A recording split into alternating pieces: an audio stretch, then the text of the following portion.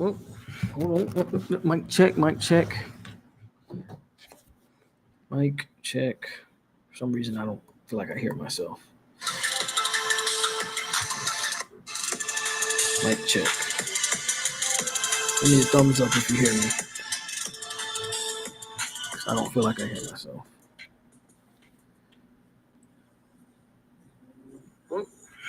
Okay. Mic check. Okay. Audio's all right. Audio's good. Sound good. Look good. Stream good. What is going on, everybody? It's your boy POLK, a.k.a. a.k.a. the Goddamn Truth. You're on 863 Seminole TV. This is Noles After Dark. And we're 2 weeks away, man? Like 13 days away, something like that.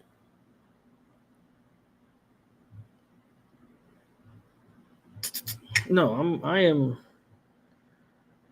in Texas on my back porch. I'm on the back porch tonight, but I'm in Texas. Anyway, man, we had another week down.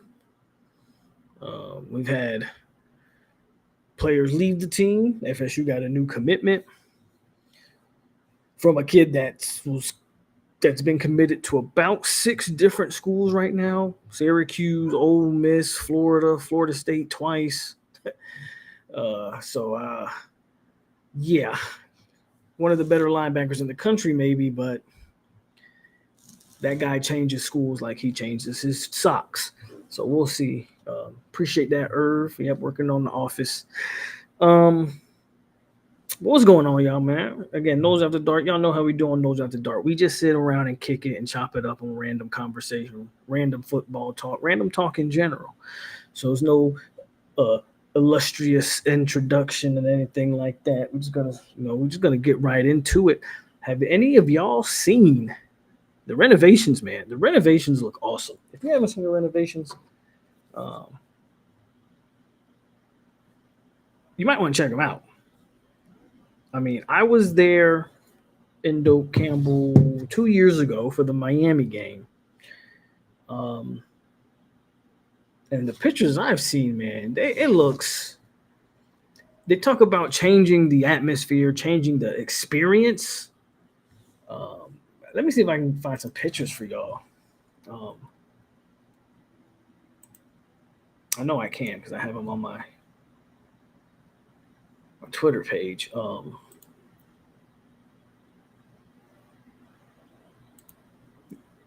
Those renovations are really cool, and I know with the seats and all of that, everybody.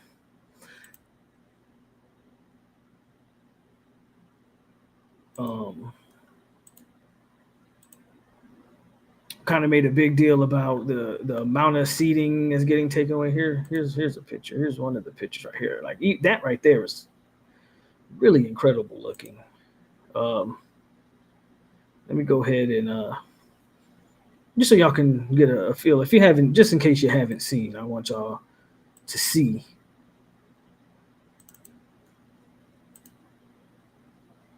Like, just that right there is awesome.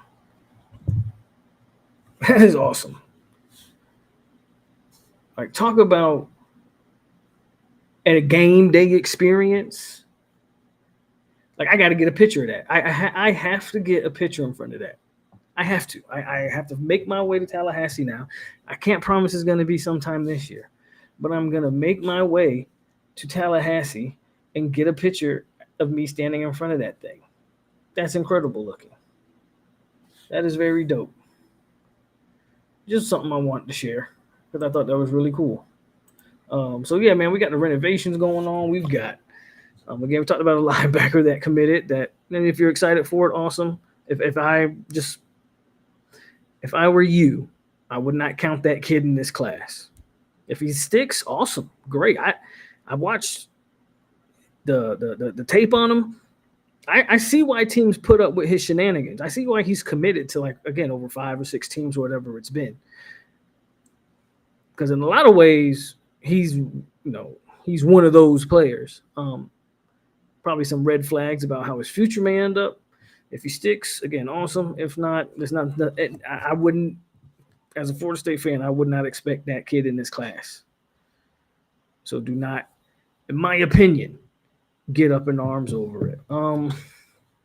What am I missing here? I feel like I'm missing something, but I'm sure it'll all come to me. I got a super chat from my man Jeff. He says, "I agree with you. I saw the video of the stadium from the plant the spear looks. Yeah, it looks real good. I agree, man. It looks really, really good. Shout out to Jeff. As always, Jeff, thank you so much." My name is Jeff.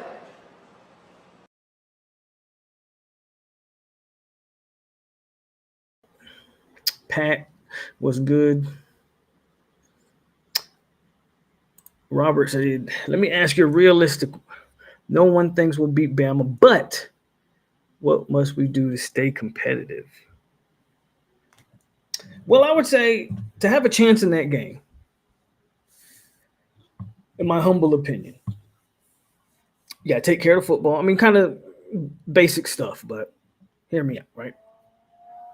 Take care of the football. While on the other end, I think FSU needs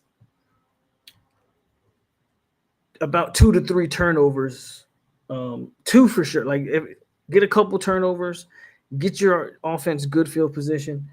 More importantly, for the offense, even if you're not scoring, you can't go 3-and-out. Right? Even if you're not scoring, it can't be 3-and-outs. Right? Take some time off to condense the game, control some field position, take care of the football. On the other end, get some turnovers, get your offense good field position. Like, those are kind of the things that I think you need to do to win that game.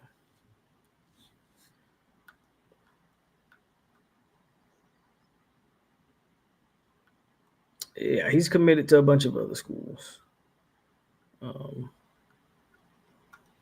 So yeah, it's Briley says, are you entertaining the what if? Because I haven't done it all off season, but I'm doing it now. Maybe it's just I'm not even gonna read that one, but I can't help it. Are you asking me, am I doing the what if we win? Massagism. Are you? If that's what you're asking me, no. I've said it a million times, so I'll just reiterate it. I don't really because I care more about the season than I care about this Alabama game. And just because you beat Bama does not make your season. Just because you lose to Bama won't break your season. Again, I point to that 2021 season. Yes, I point to the 2021 season. FSU and Notre Dame went back and forth. FSU in game one of that year looked like did not look like a team that was going to start the season off 0-4 and finish 5-7 on the season. Just judging that Notre Dame game, everybody was like, "Oh, okay, we lost, but look at how that game played out. We were right there." Like, I don't really care about the what if. No, so I don't care if we beat Bama, nor do I care. Like, beating them is going to be fun. I'm going to enjoy it in the moment, but it's all about how they respond. I've been preaching that this offseason. It's 100% how FSU responds to winning or losing that game. Because that game means nothing if you drop an egg to Virginia right before you play Miami. Beat Bama, lose to Virginia. What does it matter? You got to respond. You got to respond. Again, win, lose, or draw, you just got to respond. So I'll just leave it at that.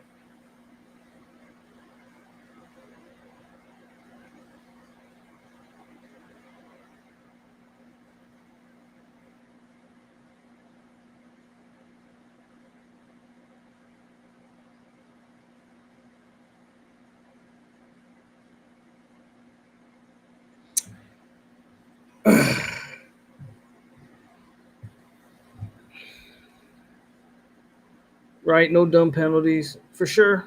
I mean that, yeah, penalties as always, right? Got to play a clean game, but it's the first game of the season. So here's the thing with that, Irv. Let's just be let's just be transparent with that one. Not only is it's the first game of the season, and you're playing theoretically a handful of freshmen are going to be contributed or going to be expected to contribute in a significant amount. How much? Not too sure, right? But some younger players are expected to be contributors. The, the penalties are going to happen. I guess where I'm kind of going with it is it can't be right the it can't be the field position changing penalty. It can't be the 15-yard bonehead penalties, right? But the false starts, that stuff's going to happen, man. Some of that stuff's going to happen. So I don't disagree with you when you say, no no dumb penalties, but I think there's going to be some inevitable stuff. It's a younger team, so we'll see. Jeff says, get pressure on Bama's quarterback, control the line of scrimmage on both sides. You can win the game. At least make it close, and even a loss. Briley says, losing to Bama doesn't break the season, but beating, again, it doesn't, to me, it doesn't, if you drop games you're not supposed to drop. The only good thing about this game, or the position of this game, is that after the Bama game, you do get the two gimme games.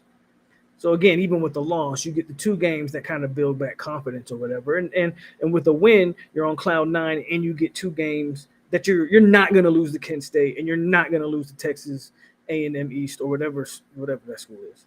Like, you're not going to lose those. If they drop one of those games, then Mike Norvell should be fired. He shouldn't be allowed to leave the stadium with his belongings. Like, he should be fired on the spot and let Gus Malzahn coach the rest of the season. And I'm dead ass serious when I say that.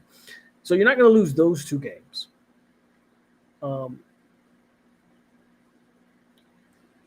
I get it, right? It's Bama. It's a big deal.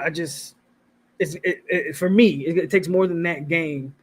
That game will tell you that the team maybe is a little bit more talented than expected or whatever, but I got to just see how they respond to it. It's hard for me to get super excited off of that win. Again, I'll enjoy it in a moment and we'll have fun with it. But just call me, just say I have PTSD at this point. What's up, Zay?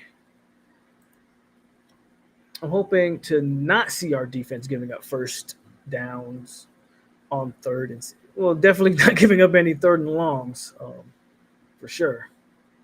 Do I think we can outcoach them?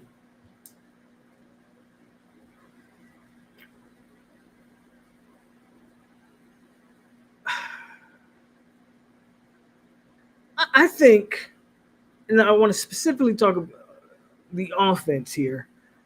I think FSU has some pieces on offense that they can do some really interesting things. Mike Norvell has shown, I mean, he did the flea flicker against LSU. He's shown he'll get into his little bag of tricks in that first game of the season. I expect to see some wildcat in game one. I do expect to see some things because they have Jalen Lucas. They have some, like, Pittman.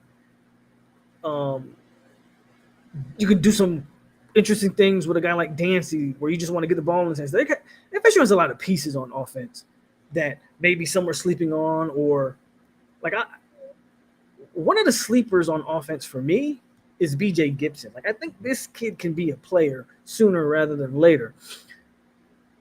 So I'm saying all that I think they can scheme up some non-conventional stuff, and I think they have the pieces to run it.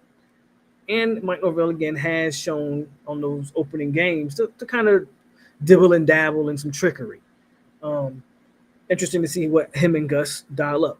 I don't know if you can flat out just out-coach them, because DeBoer is a good coach, and it's not like Bama has bad coaching. But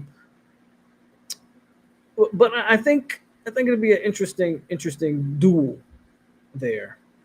Unfortunately, if the coaching's even or close, Well, then that results to what? The talent on the field. Well, remains to be seen, but on paper, Alabama has just more talent. They're deeper.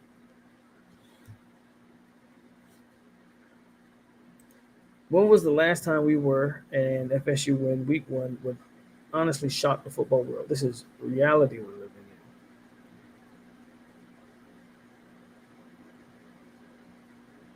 Shock? Shock's a strong word because they're Florida State, right? Like I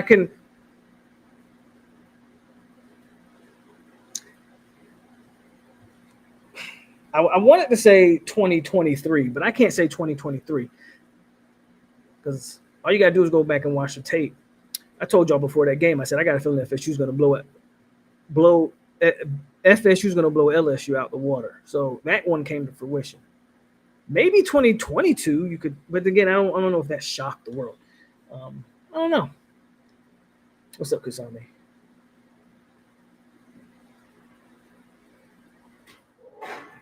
Absolutely, yeah. At this point, I don't see how you don't see Chroma. At this point, yeah, I absolutely think you see Chroma in game one.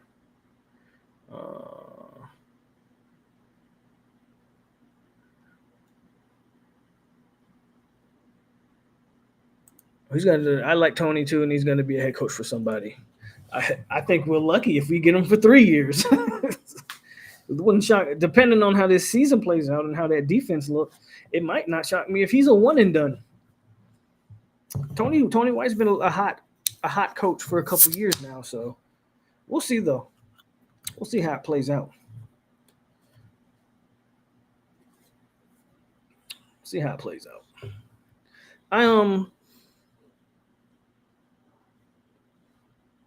If FSU can control certain things, now I think the injury bug might have me a little worried about Florida State right now.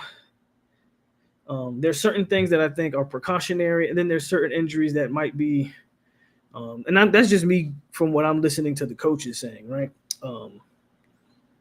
Where we had Jamari Howard, who was apparently coming on, he got hurt again. There's a picture of LaWayne McCoy on crutches and in a boot or a cast or whatever. It looked like a boot, but I just glanced at the picture. How hurt is that? Is that precautionary or is he legitimately hurt? I think I heard Squirrel White was in a boot. Is that precautionary or is he legitimately hurt? I think Mike Norvell said Kevin Wynn has some injury stuff working. That's unfortunate because that guy's probably the second D tackle off, right? When D-Jack got to go sit down for a breather, that's probably the guy you're bringing in. Might be some stuff there. I'm hoping that a lot of this stuff is just precautionary, which would be smart, and maybe it's just some bad intel thrown out by Mike Norvell.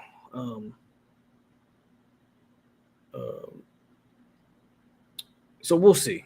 We'll see. I'm hoping the injury bug doesn't bite us because that's one thing. I see all y'all, 8-4s and 9-3s, and I'm with you. Like you can predict it. I'm telling you, if the injury bug bites, you can throw those records out the window. What's up, Grand Champion? What's up, Tyler? According to the chatter from FSU media, it might be a wrap for Cam Davis at FSU. Let me take a shot to that. Don Julio tonight, by the way. I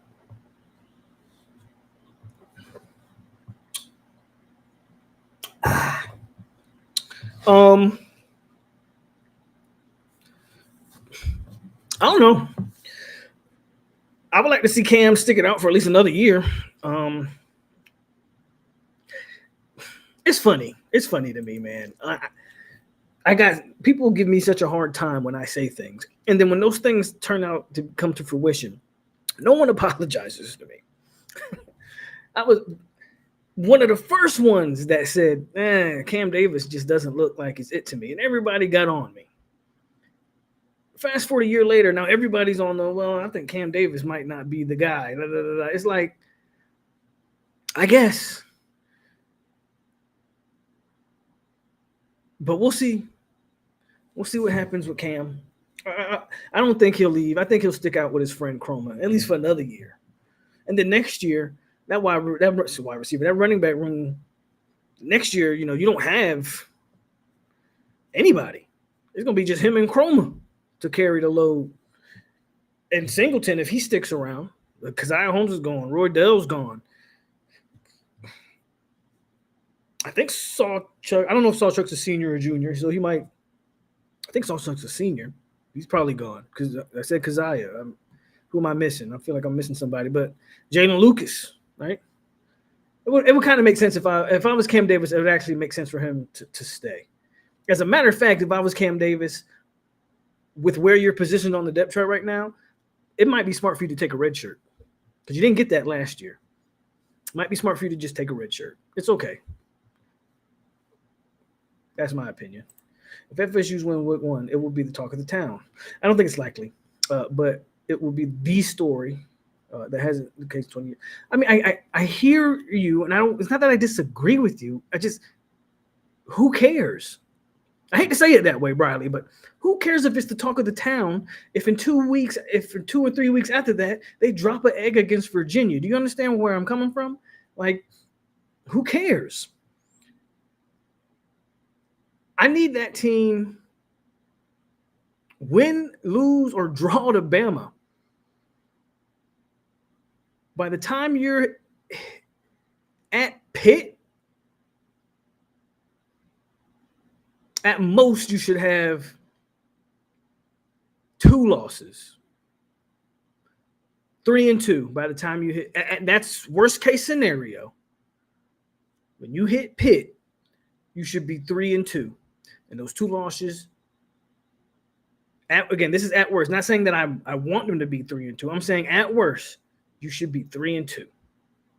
That's a Miami loss. That's a Bama loss. At worst. That's kind of low-key what I care about. If it's the other way around because you decided to not show up against Virginia, things are going to get real spicy. What's up, 850? If the only way they should bring Jimbo Fisher back is as a head coach, not as an offensive coordinator. We don't want.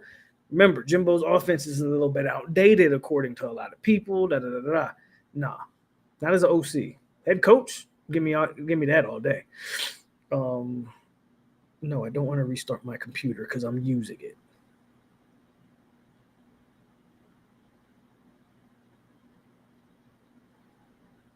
Stupid computer. If TC plays anything like JT, which is a tough ask. I wish people would stop saying that, but I understand it, right? 2 mobile quarterbacks. TC might have more straight line speed than Jordan Travis, but anyway. And Deuce and Squirrel and maybe Balls can hit this game like Coleman and Bell hit against LSU in 23. We're in good shape offensively. I mean, you're asking a lot of tough. Listen to what you're asking. First of all, I know Jordan Travis hurt his ankle. Ultimately, his NFL career never really got started, but he was drafted. Thomas Castellanos will never be – he won't be drafted.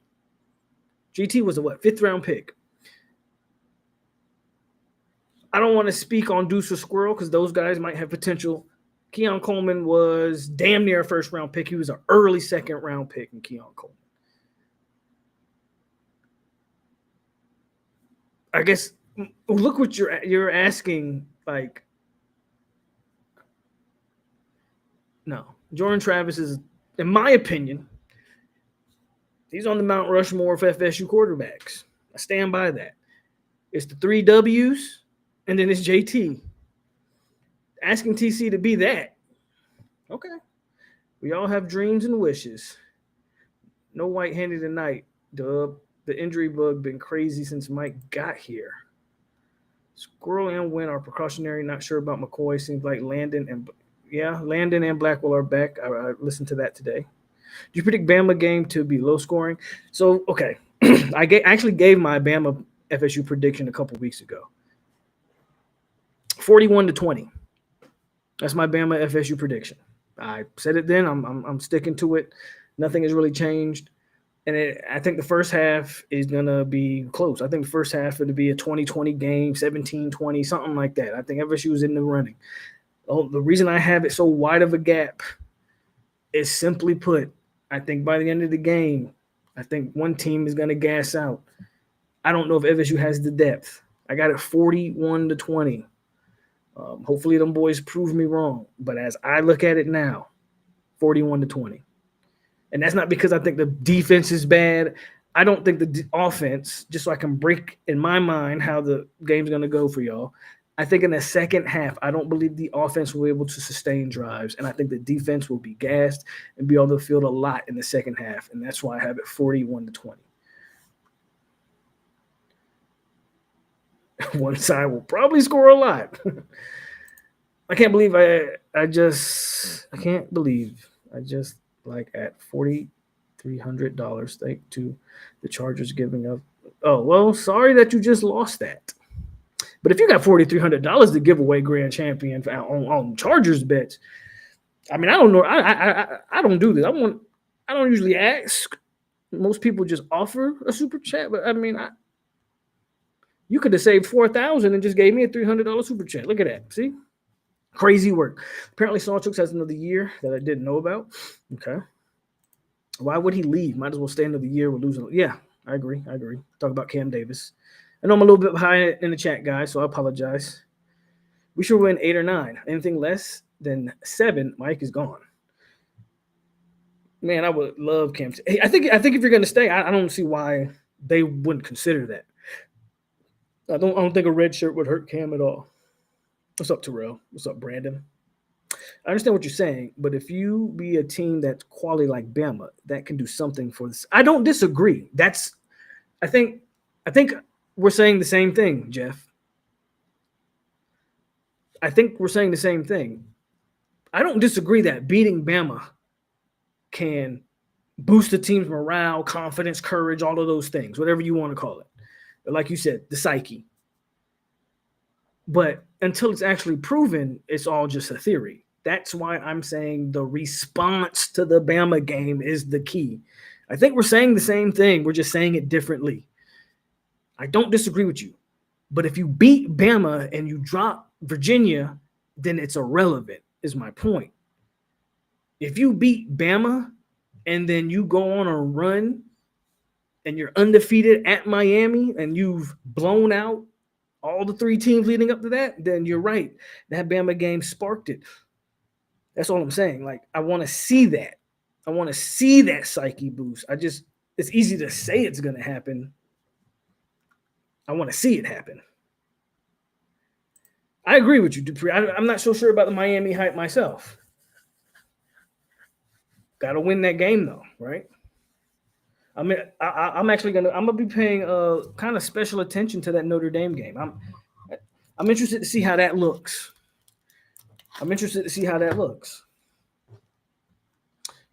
I feel you, bro.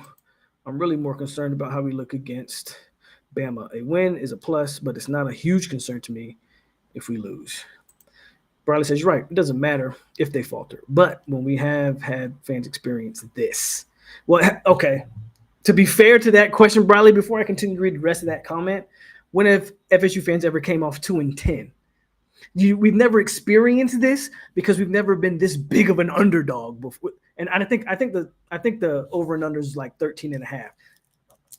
But we came off of 2-10. Like, yes, you're not wrong when you say, when have we ever experienced this? But at the same time, it's like, well, we haven't experienced this because we've never came off 2-10 before. You understand what I'm saying? But anyway, it says, when we have been legit underdogs with the opportunity to shock the world in week 1. It's hard when you're not usually the underdog.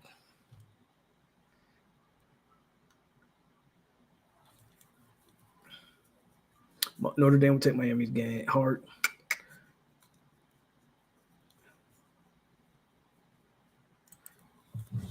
You could watch the end of 2020. In hindsight, go back and watch the end of 21. It's no surprise what happened to Jordan Travis in 22. It's no surprise that he came out like gangbusters. Go watch the last 3 or 4 games of 21. It had clicked for him at that point. And the only reason we don't beat Florida is because he's hurt, right?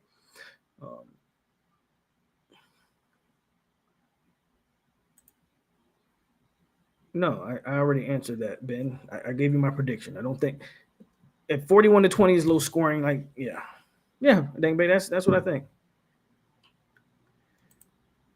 Wind is worse than precautionary. Probably misses week 1.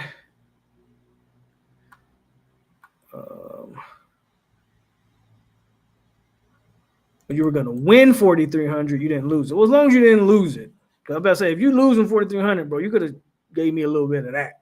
But I got you. James Williams is built like an NBA shooting guard. Chill. Yeah, that's an insane take. That's all right. You got it, Terrell. To put that out there, I can't convince you otherwise. You got it, big dog. Wrong. But you don't care what I say. But you're strictly wrong based off an accuracy standpoint.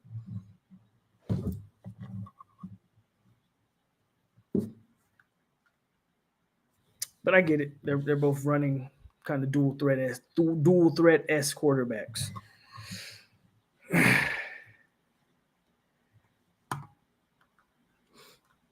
I think Florida is a better team than Miami. I think both. I think I would agree with you, Jeff.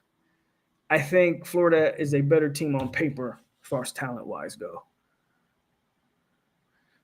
And Florida's schedule is going to be brutal. And if DJ Lagway's hurt, then a lot of that doesn't even matter. We beat Bama when we were in the ACC. Unfortunately, beating Bama has no bearings on the ACC, but I hear what you're saying.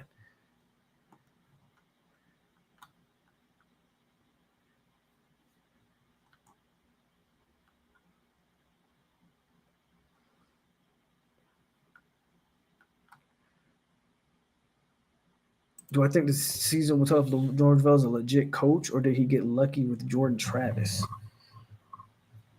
You just got to define to me what a legit coach is. I don't. Give me a second. Hold on. What is? But I'm just. What is a legit coach?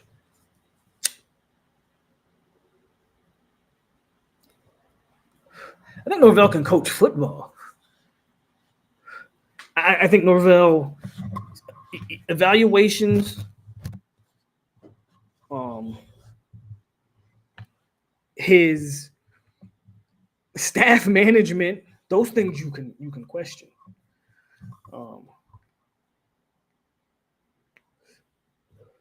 And speaking of evals, did anybody else see that Julian Armella is starting for UCLA, at least as it looks right now?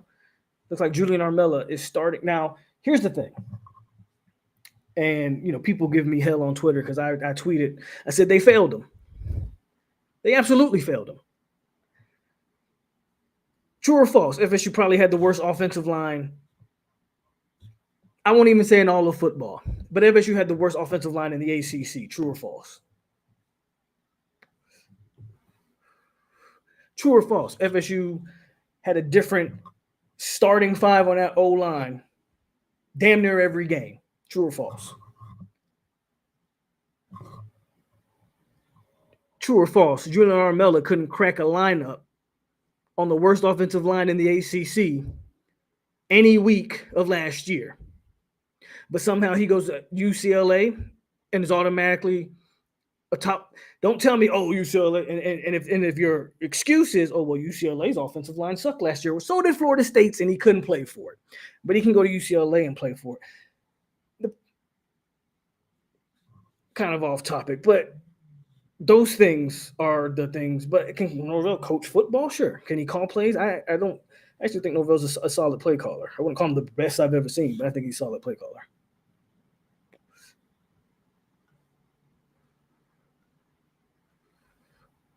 What stats do you think TC, yardage and completion percentage, and the running game need to be the game? Need to be in the game. Ooh. Again, as long as he don't turn the ball over. And I don't think he needs to do anything crazy. They can run the ball effectively. Um, if TC can give me 200 yards passing, a couple touchdowns in the air, a touchdown on the ground. I don't even need like 100 yards on the ground. Give me 50 on the ground and a touchdown. You can give me a total. If his total can be 250 yards and 3 touchdowns with no turnovers, he don't need to be nasty accurate if you're running the ball effectively. Like that's, and I think that's a solid. Like I'm not asking a lot for him, right? I think that's a solid bar.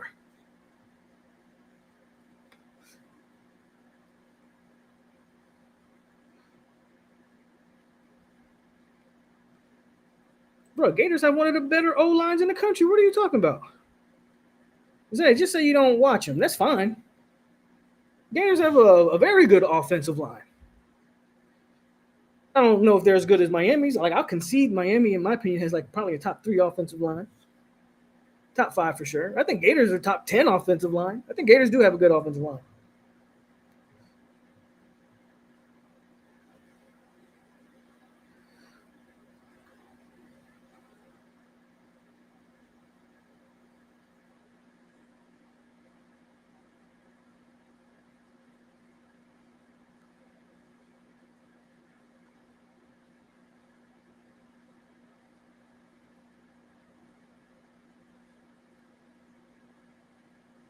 They failed him. Atkins 100% failed him. That's why he's fired. Atkins might be the biggest con artist in the history of college football. Not even gonna lie to you. But when I say they as a staff failed him. Atkins is the point man because that's his position group. But when I say they the same way Mike Norvell will get credit, whoever turns out to be good this year, y'all will give Mike Norvell credit, and deserving so, because as the head coach, he deserves the credit, but he also deserves part of the blame. So that's why I say they failed him.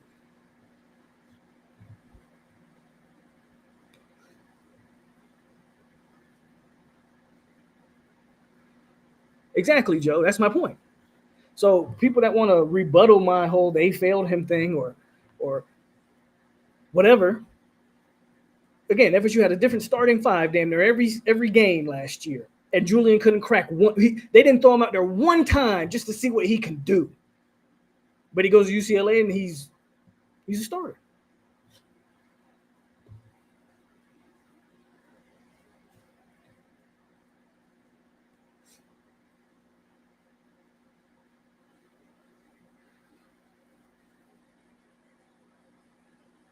What up, Ray?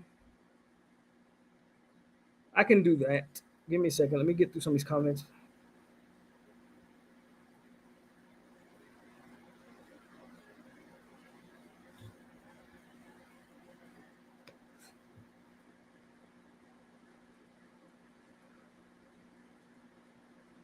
Like a lot of y'all are arguing with the Miami fans.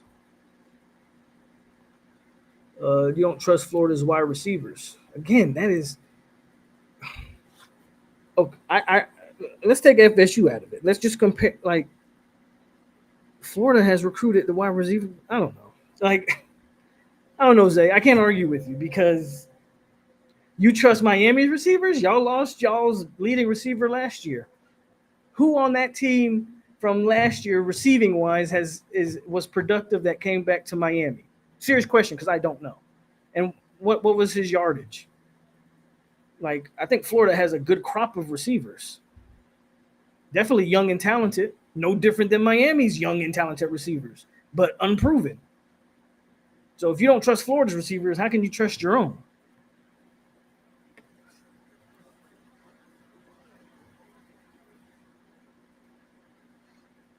But as far as my starters, Ray, obviously Castellanos.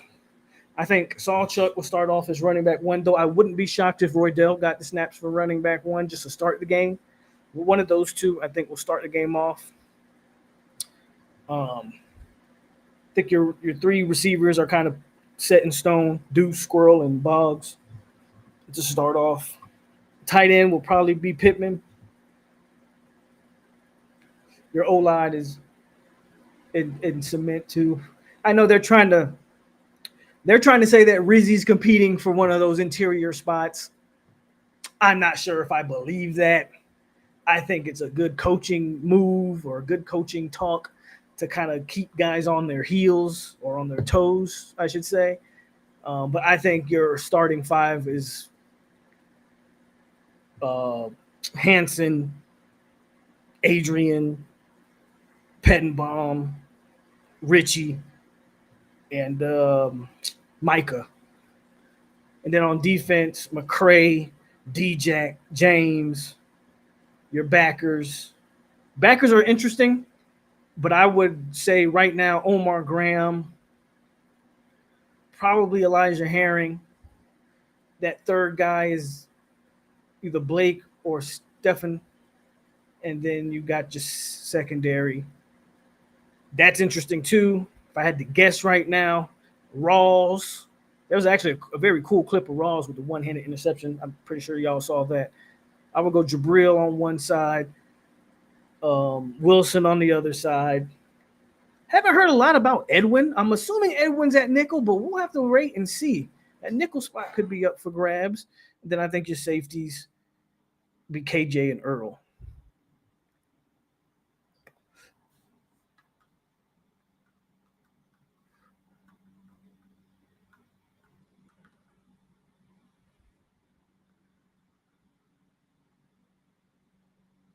I agree.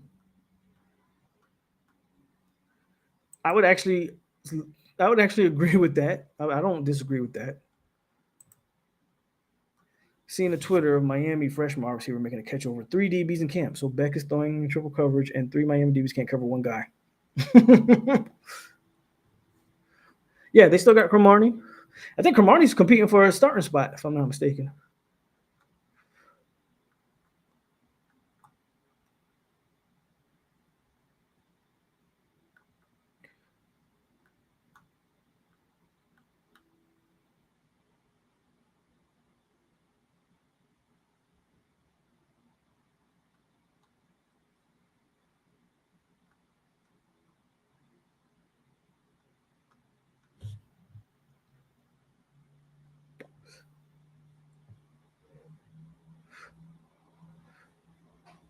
Beck is good if they can stay. Beck is good if we can stay healthy. FSU fans are sleeping on him.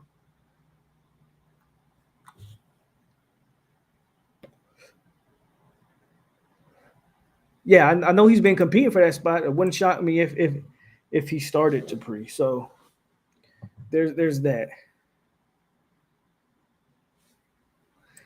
Definitely looking for who are the key backups.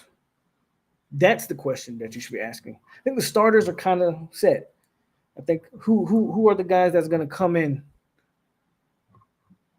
first off the bench is a big question to ask.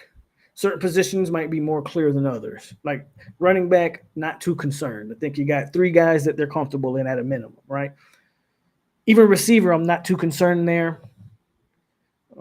Listen to Coach Harris's interview today. He's confident in about 5 to 6 guys, according to him. Again, I think BJ Gibson's a sleeper. Talked about guys like Boggs. You talk about guys like even like Elijah Moore, even the kid out of North Carolina, veteran, probably see the field a little bit. So the question is going to be if an O lineman goes down, what are we talking about? If a D line, who are the backups on the D line? You expect that position to rotate. Who and how, who's rotating? If Wynn's hurt and doesn't play game one, then that becomes interesting. I'm guessing it's KJ Sampson. And backer rotation, things like that. I think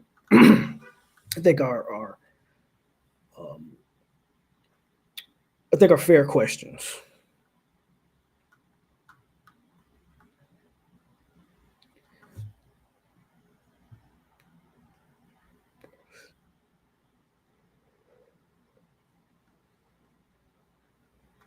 Notre Dame, I think they, from what I read something, they got like two 2 guys, and usually, you say when you got 2, you don't have any. So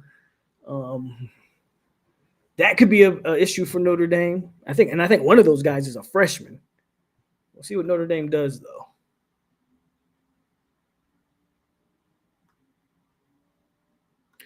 Daniel Lyons should be in the mix there. I know he was dealing with an injury, so I'm hoping he'll be ready to go.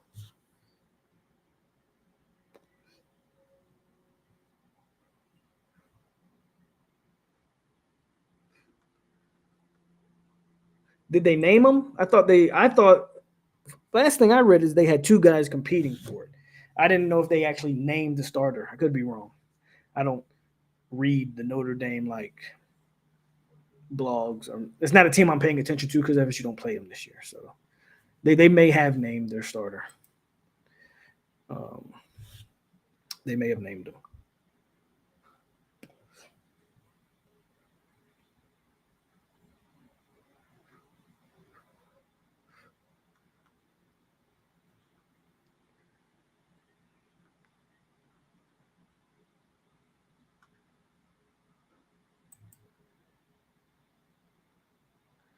We'll see.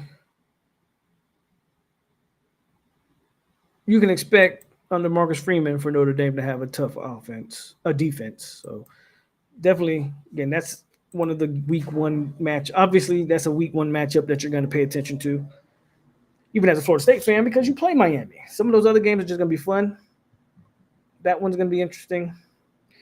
I'll be watching the LSU game too because I want to see what Brian Kelly looks like. Speaking of LSU, it doesn't look like Patrick Payton is starting, so that's interesting from that standpoint. And I don't believe Dustin Hill is starting, so that's another interesting development. So 2 guys that left you going to the other school is not in the starting lineup as of right now. We'll see how that plays out for them.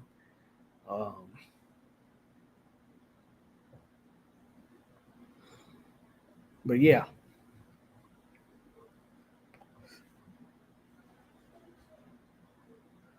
You're right. Cryer probably is in the mix too. So I'm not too concerned about backer. I think out of the 4 or 5, you got about 5 guys there that they're pretty comfortable in at backer in any of those, I think. So we'll see what happens. Blake, well, no official depth chart has been released, so I don't know.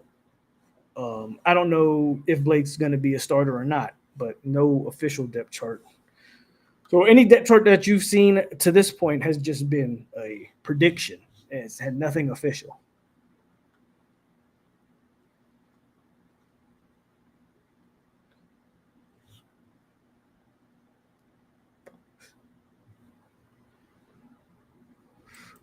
We got 3. We only got 2. Who's the third? I know about Herring and Stephen Thompson. Who's the third transfer backer we got that's an upperclassman? Psycho Seminole. I'm not aware of that individual. So I don't know who you're referring to.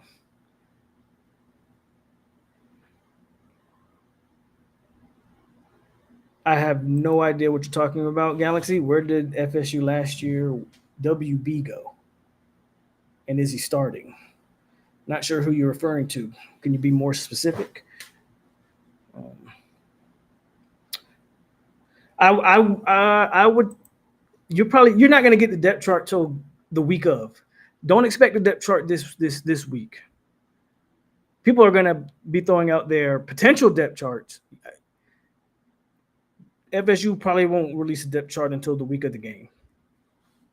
Probably after Wednesday, sometime after Wednesday of the week of the game.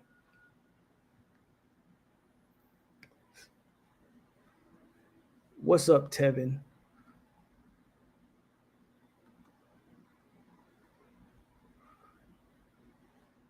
Where did our 14?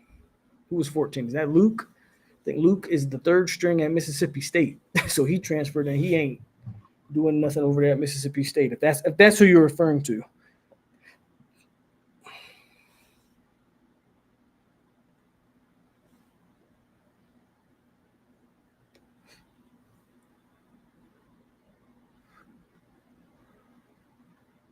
Yeah, talking about Luke, he won't be playing at Mississippi State this year unless they get a bunch of injuries, most likely for him. So again, it's this Bama game looming. You got some. Though my score prediction hasn't changed, I feel I feel better about the team for the most part. Um,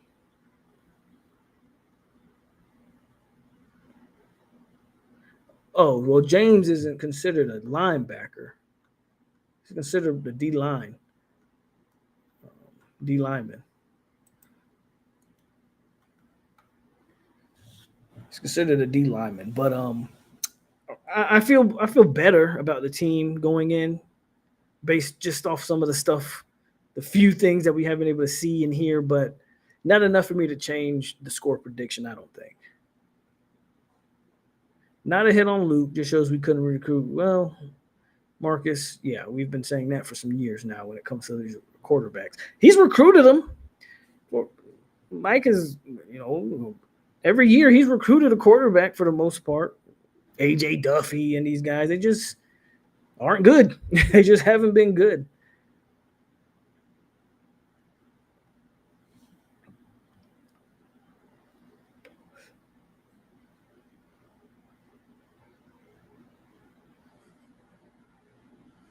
Hey, Priscilla, how are you?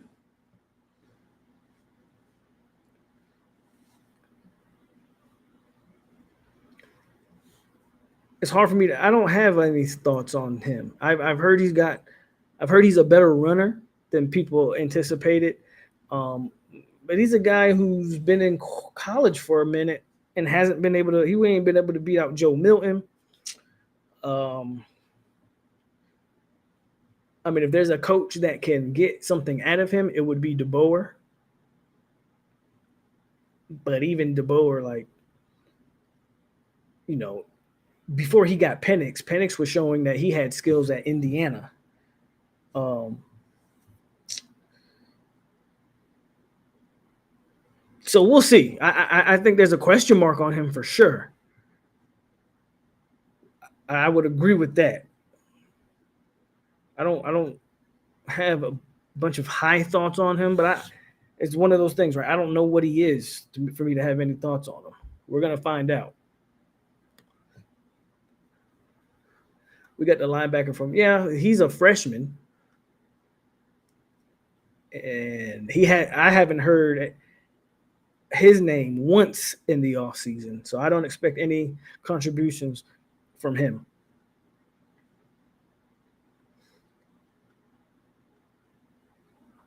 Um, QB got to be comfortable.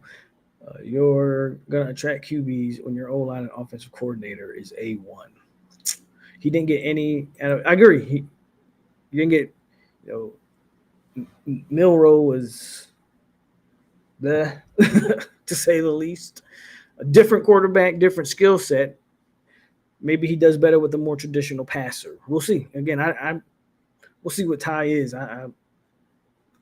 That's probably if you're talking about some Bama weaknesses going in. The quarterback would probably be one. And if you want to judge off of last year, you would say Bama didn't do well against mobile quarterbacks. So maybe that's something that can help or work in your favor. But that also depends on, what kind of game we call.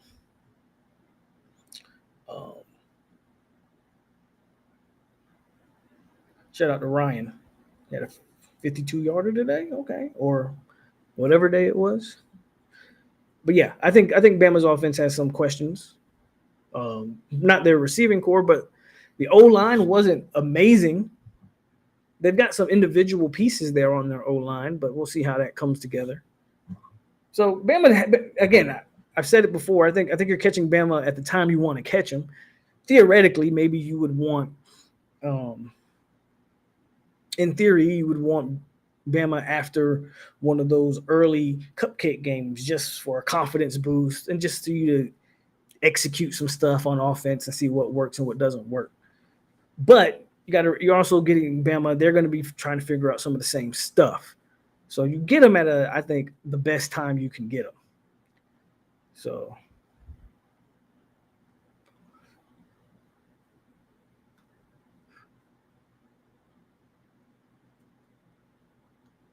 have you talked? Yeah, I talked about the rent. That was one of the first things I talked about. Again, the renovations look amazing. Shout out to, again, we talk about game day experience. Those renovations all lead into that. So I think the renovations look amazing. So I think I got to get there. I got to get there and take some pictures. I got to get there and take some pictures. Shaheem needs to go down number one. He's trash and he's lost his spot. Talked about Shaheem on the last stream. Given what Shaheem was coming out of high school, um, like I was saying, I think he's maxed out. I think guys have just gotten better than him. And all in all, Shaheem had a successful career. I know it's gonna doesn't look like it's gonna end how he wants it to end. But talking about a player as low ranked as he was, you got a little bit out of him.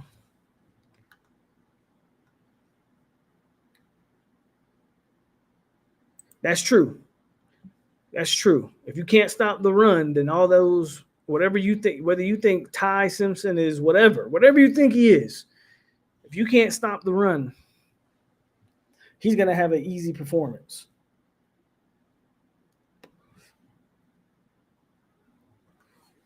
That's a big deal. Their last 7 games away from Tuscaloosa, Bama is 2-5. That's something that can play into your favor.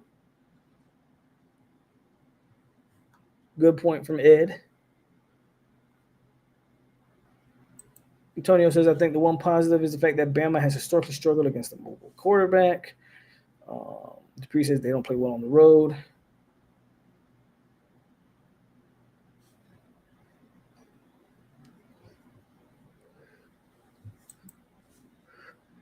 Am I still going to be a booster? I'm not a booster. I've never claimed to be a booster. I support the team by purchasing stuff, but no, I don't donate money yearly to nothing. Not to Florida State, not to any NIL, that stuff. There's a lot more people with a lot more money. Shaheem was supposed to come on as a leader. I guess he didn't have that leadership in him. Or again, I just think his talent maxed out. I think was one of the things I think you saw last year with some of the guys that they were counting on when those big dogs really left. When those guys in the secondary, when your Fentrell Cypresses and your AZs and your well, not AZ because he was there last year, but your Fentrells, your Ronaldos, your Jarians, your Akeem Dents, when they all left, Shaheem was supposed to emerge and he didn't have it. Same thing with Pat, right? We thought Pat needed or was going to take a step.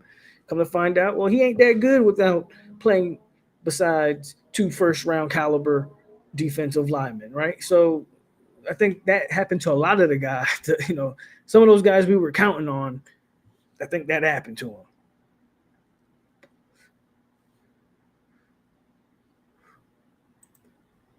According to the staff, he is taking that step. I don't think he'll start, but I think you'll see him plenty. I don't think he's going to start, but I think you're going to see him on the field. Is a new coaching staff and some of the returning players accept the job, expect it's new coaching staff, and some of the returning players expect the jobs to be given to them.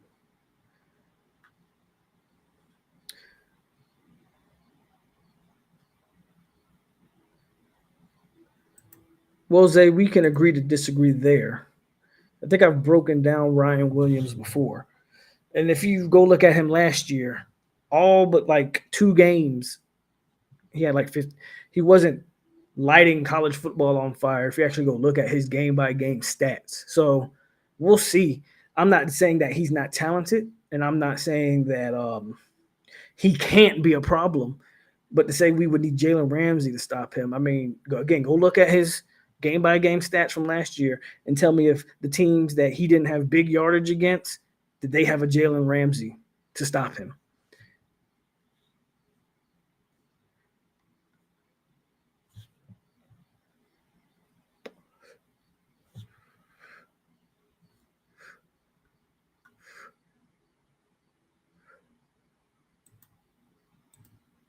I think again, I think his talent's maxed. I that's just me. I think his talent is maxed out. I don't think Shaheen is a guy that doesn't play hard. I don't think he's a guy that doesn't have heart. I just think when you have other people on the defense, there's a lot of things that go into that. When you have other people on defense that can make the calls for you, and then all you have to do is play and not think, it's different. When you're now asked to make those calls, when you're asked to be the brains, eh, you see what happened.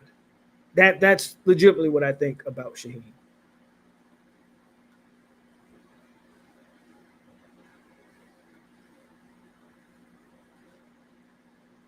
I need a Greg Reed moment.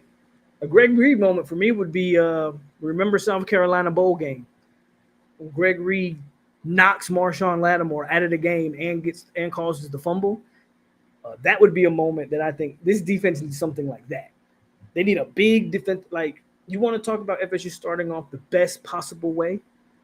If it would be something like that. Now, if they start off on offense, the best way to start that off would just be, in my opinion, put together a drive and get some points. But on defense, a play like that where you can pop a guy, big hit, fumble, like that could change the trajectory of a game. Just depending on obviously how you answer that, but that would be huge.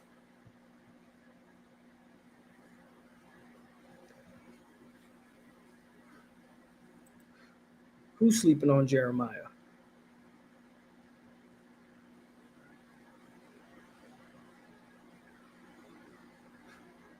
I think it's hard to. I think he didn't play as fast because he was asked to do different things. Right? That's just me. I think you say to you didn't see him play with heart. To me, I just didn't see him play smart. And then when you're doubting yourself, then that just affects your whole game. Again, he had to think last year, where years prior he didn't have. You got to think about the guys he played with in prior years. Before last year, or before last year, he wasn't asked to be that guy. In 2023, again, Akeem Dent and other guys around him. Prior to that, Jamie Robinson and other guys around. He had the luxury of playing with NFL caliber guys in that back end. Last year, he was asked to do more and he couldn't do it. And that affected his confidence, that affected everything about him. And that seems to have led into this year. Unfortunately for him.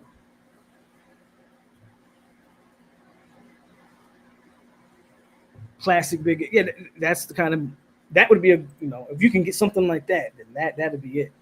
Again, I would have ended the game in that particular game. Yeah, when Greg Reed did that, I agree. That ended the game. If we can get something similar, I don't know if it would end the game, but it would say we're here and we're not going anywhere. Like we're here to play. If we can get something like that, that'd be huge. We need Shy to be solid because safety depth could be a concern. We'll see. We'll see how much that plays into it. I kind of like your safety room, but I can agree. Outside of the three guys that they've kind of named, you do have to ask yourself, well, then who are some of the other guys?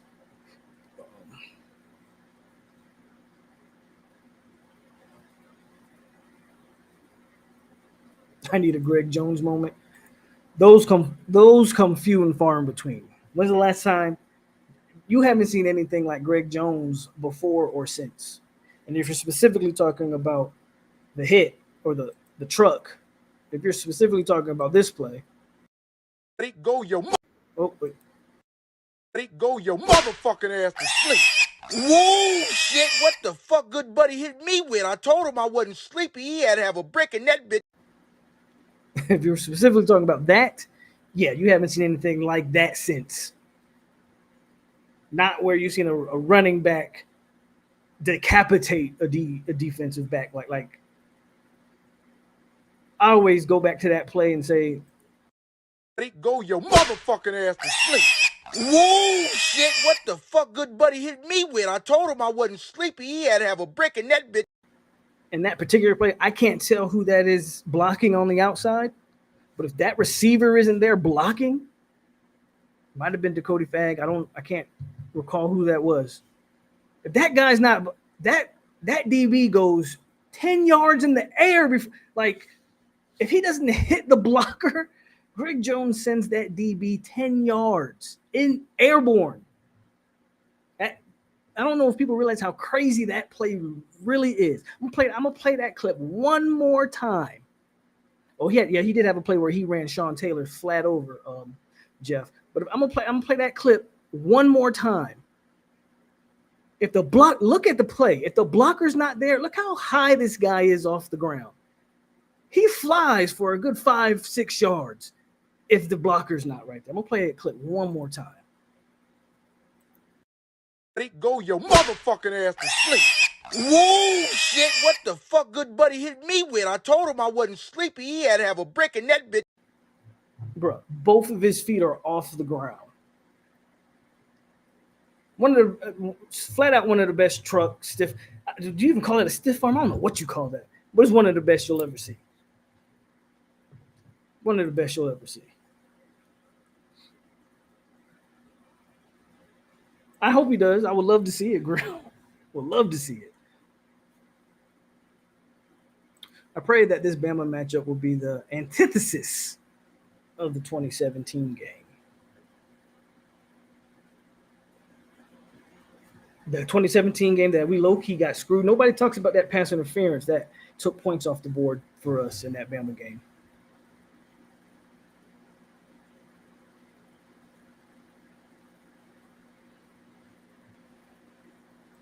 I had to use it. It fit. It fit perfectly. It fit. So I had to put the audio on there because it just hit. Just fit perfectly. For real. He had to check all his bags before that play because he was full flight. He was on a full flight. he was on a full flight, man. One of the great plays. Do I expect to see that in this game? Probably not. If you ask who's the running back most likely to do it, it would be Chroma. But I don't think Chroma's gonna do that. Again, you ain't seen a play like that since. Another shot.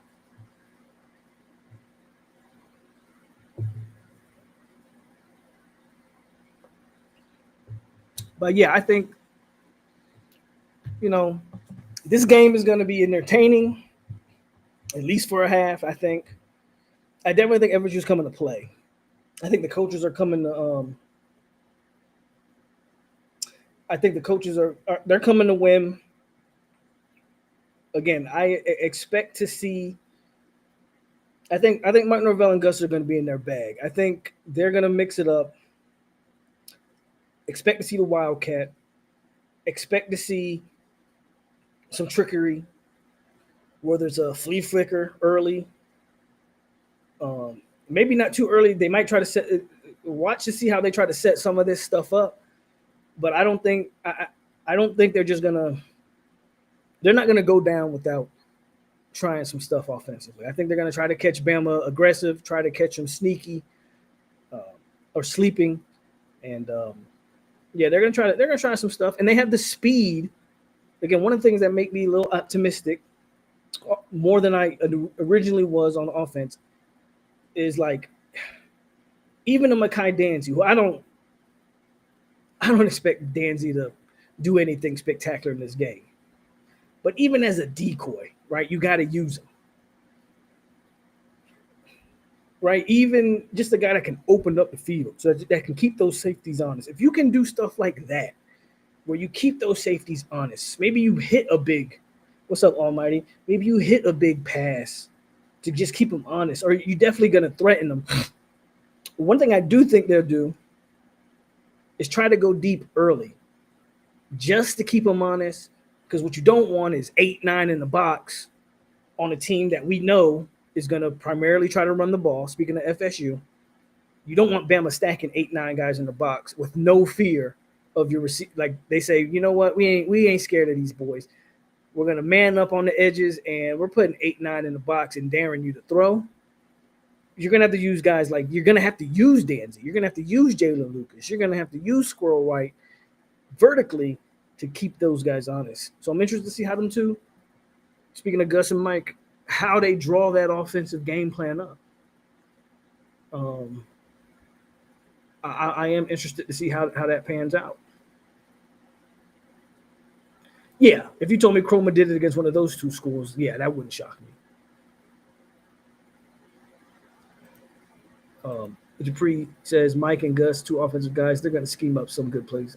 I expect them to. I expect them again. I don't expect them to just come out there and line up conventionally. What I'm interested to see, I think one of the things that I'll be very interested to watch when we're speaking offensively is the amount of pre-snap motion. So Mike hasn't historically, at least at FSU, used a lot of pre-snap motion. And I'm interested to see with Gus coming in, that type stuff that just can tee off what the defense might be running, right? When you run that motion stuff, you get to see, are they in man? Are they in zone? You know, who's covering what? Are they adjusting to, are they even reacting to your motion? Or are they just stuck in their base defense?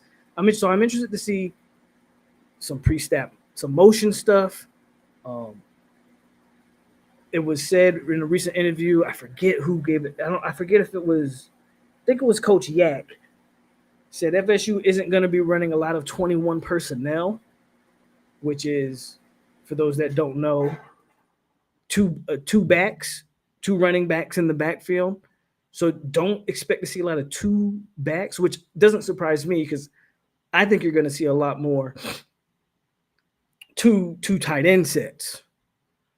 Especially, again, I mentioned Estes, especially with a blocker and a receiving type tight end, putting Pittman in motion, putting some of these guys in motion, and playing to the numbers, trying to load one side of the offense up with the numbers, and maybe countering to the opposite, like misdirection, things of that nature. I think is going to be very key and very interesting to see if we do any of that. I expect us to do that. I really do. I think it would be smart to. But again, Mike Norvell hasn't historically been the guy to do that, but it's not Mike Norvell calling the plays anymore. So,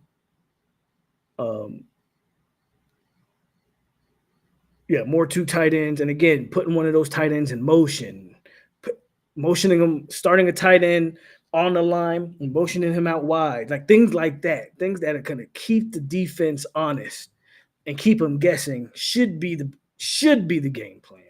I believe.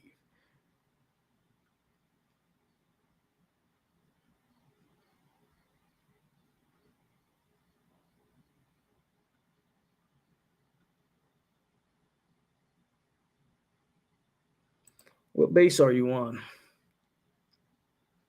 What's up, Fatal Jedi?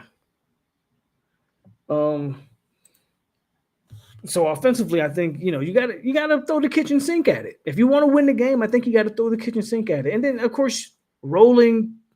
You're not gonna put. I don't expect you to just have TC sit in the pocket. For one, it's kind of been a thing. They talk about his height. You want him to be able to see over the offensive line and defensive lines combined. Defensive linemen, they get up there and they do all of this. So you're going to roll TC out of the pocket, make the passing lanes wider, make it his vision easier for him to see what he's. So a lot of that stuff is going to be very key to how they roll him out the pocket, what motions they pre-snap motions, and then the route combinations are going to be very interesting. Drag routes, things like that are going to be probably a staple. Because I don't think they're going to ask TC to I don't think they're going to ask him to sit in the pocket, scan the defense, and I think a lot of stuff is going to be quick. You're going to want to, quick decisions. Either you tuck it, or you throw it, or you tuck it, which would be a part of his game. If it's not there, tuck it and run. None of that stuff we saw in that clip where he's throwing back across his body. I don't want to see any of that. I get it. You're trying to make plays. What we don't need is those kind of foolish throws where you're rolling out the pocket and you think you see something out of the corner of your eye, so you throw it back across your body. I mean, those plays usually always end up as a disaster. Just low percentage plays. Avoid those type of things. Get his passing lanes open. You got guys with speed. You have guys with size. You have a combination of blocking and receiving. Like you have the weapons, in my opinion. Don't the check down to the backs should be a major thing for TC. Like a lot of the offense is going to depend on just how well or poorly TC sees the field and how they call the game to his strengths, right? All the things are going to be key. Fort Wayne, right? All right.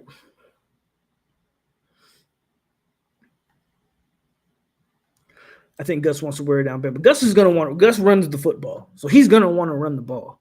But it's one of those things, right? Either the run complements the pass or vice versa. In this instance, I think Bama is expecting the run.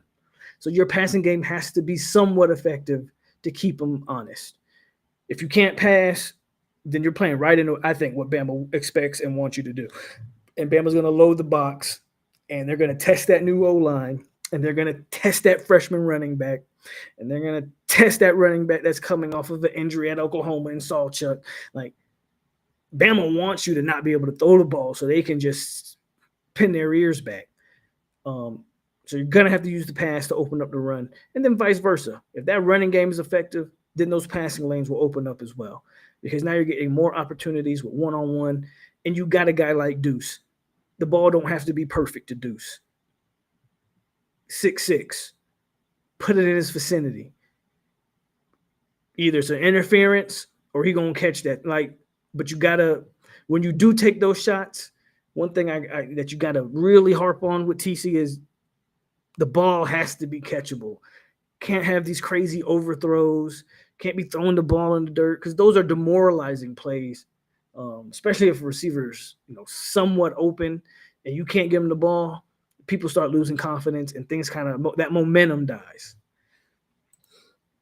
TC will roll out, make defense respect his legs, which will create one-on-ones for receivers. One-handed interception clip was pretty dope. Can't wait for football. I'm with you. I can't wait. He said he's comfortable of Murray, Lamar, Mahomes. He's a combination of Murray. That's crazy. That's crazy. And the defense is going to have to tackle well. We'll play a lot of zone. So open field. They're going to play more zone. So that's going to be interesting how guys play their zones, because for Mike Norvell's tenure, they've been a man-to-man defense. So you have a bunch of guys in the back end who might not be as experienced with the zone. Are they disciplined in their zone? Don't let the quarterback's eyes deceive you in the zone. It's good that you're going to have more eyes on the ball with the zone, but it don't help you none if guys are out of place on the zone. And then I agree with you 100%. Or when you get a chance to tackle, you got to tackle, because Bama's going to try to run the ball as well. You got to tackle. The real question is, can FSU stop Bama run game? Because if you can, Bama controls. And there you go, right? Bama's going to want to run the ball. You got to tackle it. You got to tackle it. Got to tackle it. You hate the zone. Zone's good if you got the personnel to play it. I mean, one of the better defenses in recent football history, not college football. That's that Seattle Seahawks defense. Primarily was a zone team, cover 3 team. Right? That's one of the knocks on Sherm. Whether you think Sherm's one of the better corners of his generation or not, one of the knocks on him was he was a cover 3 corner. He was not a man-to-man corner. He was not a guy who followed the best receiver around. He played one half of the field, and he stuck to that one half of the field. I'm not here to debate that makes him good or bad or not as good as some other guys. I'm simply saying that zone works if you got the personnel. That Seahawks defense is, again, considered one of the great modern day defenses of all time, the Legion of Boom. That was not a man-to-man defense. So it's not about hating or liking zone. It's about matching up personnel. And frankly, man-to-man hadn't been working. Man-to-man works great when your defensive line can get pressure when you can get pressure without blitzing. Man-to-man works great because quarterbacks don't have a lot of time to throw the ball. Man-to-man's terrible when you can't get pressure because I don't give a damn if you got Darrelle Revis back there, Deion Sanders. It don't really matter. A corner can only cover for so long. He can't chase a wide receiver around 7, 8, 9 seconds, right? So it's all about personnel and how good that front is.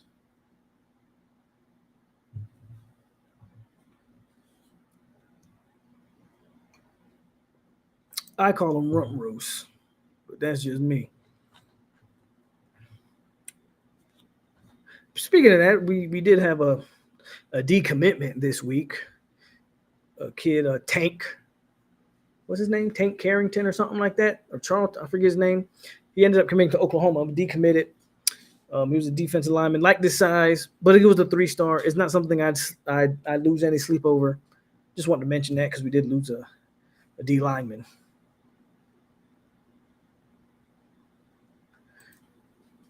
And there's a lot of zone mixed with there's a lot of zone mixed with some man coverage too. Where on one side of the field you'll be running man, and the other side of the field you're running zone. It definitely, right? You definitely are mixing up a lot of zone coverage in today's game because you got to give offenses different looks. Got to. The defense that I hate, well, yeah, the prevent defense is the worst defense in the game. And I, to this day, don't understand why coaches run it.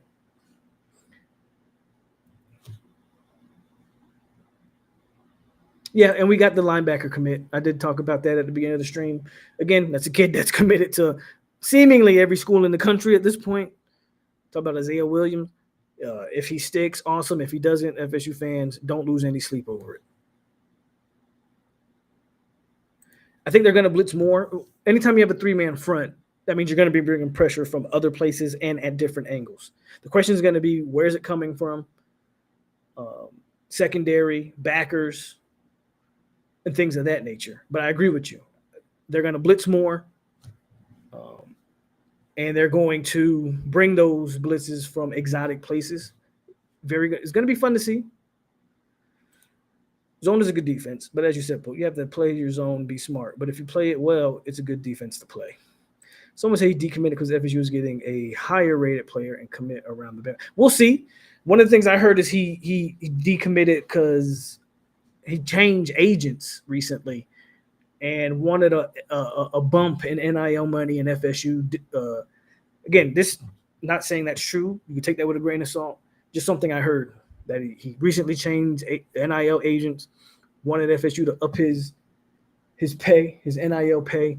FSU said, no, we're good. And so he decommitted and went to Oklahoma. So either way, not a guy that I would lose sleep over. I have no reason to, Dennis. I have a pretty good life. So there's no reason for me to lose sleep.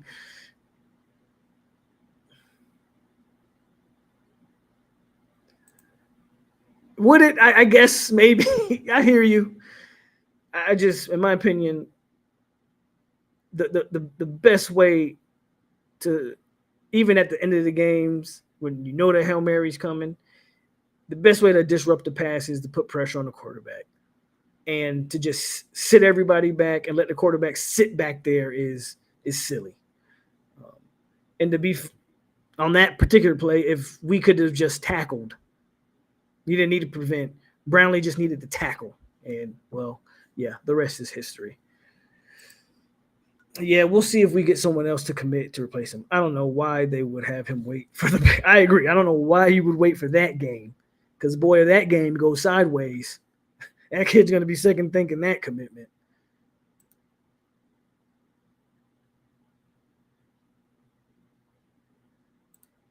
what position group would you say is the weakest or most concerned about? Great question. I think offensively and defensively, right? So offensively, I've said it before, quarterback. Quarterback is the one position that I am most concerned about on the offense.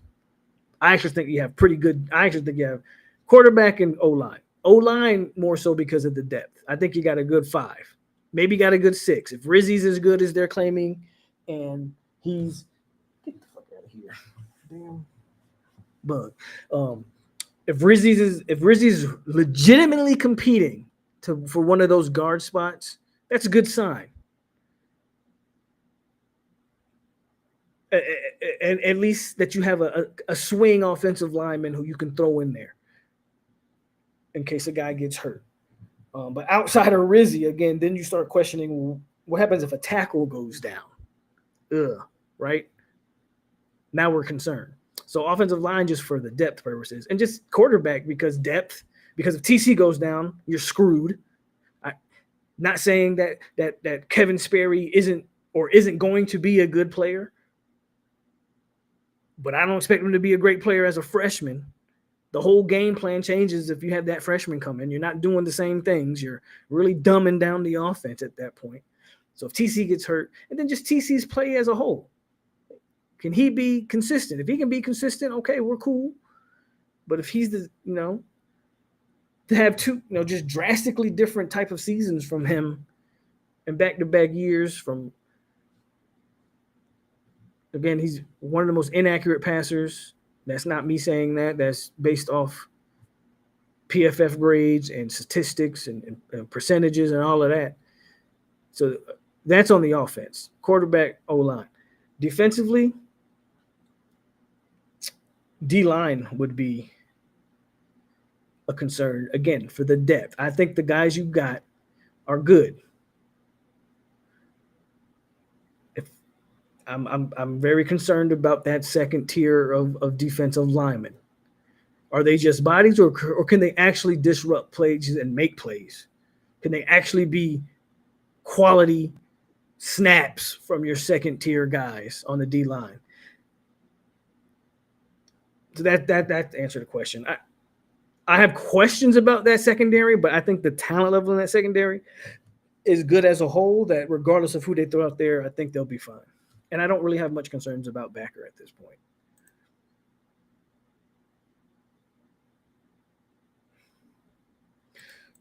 If center goes down, we're screwed. And yeah, TC gets hurt, season's looking a lot different. What do you think about Bates getting a run at safety? Don't have an issue with it. If I'm not mistaken, I think he played safety in high school. Could be wrong there. But I believe that was one of the guys that when they recruited him, now granted Adam Fuller's the DC there and was kind of he was like the safety coach.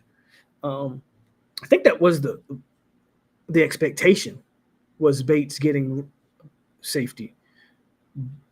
Again, and that goes back to my point. I think they have enough talent in that back end, and I think some guys can play different positions that I'm not too concerned about the secondary. The only concern you have is the starters not being named. But then even then, that just means that maybe there's good competition.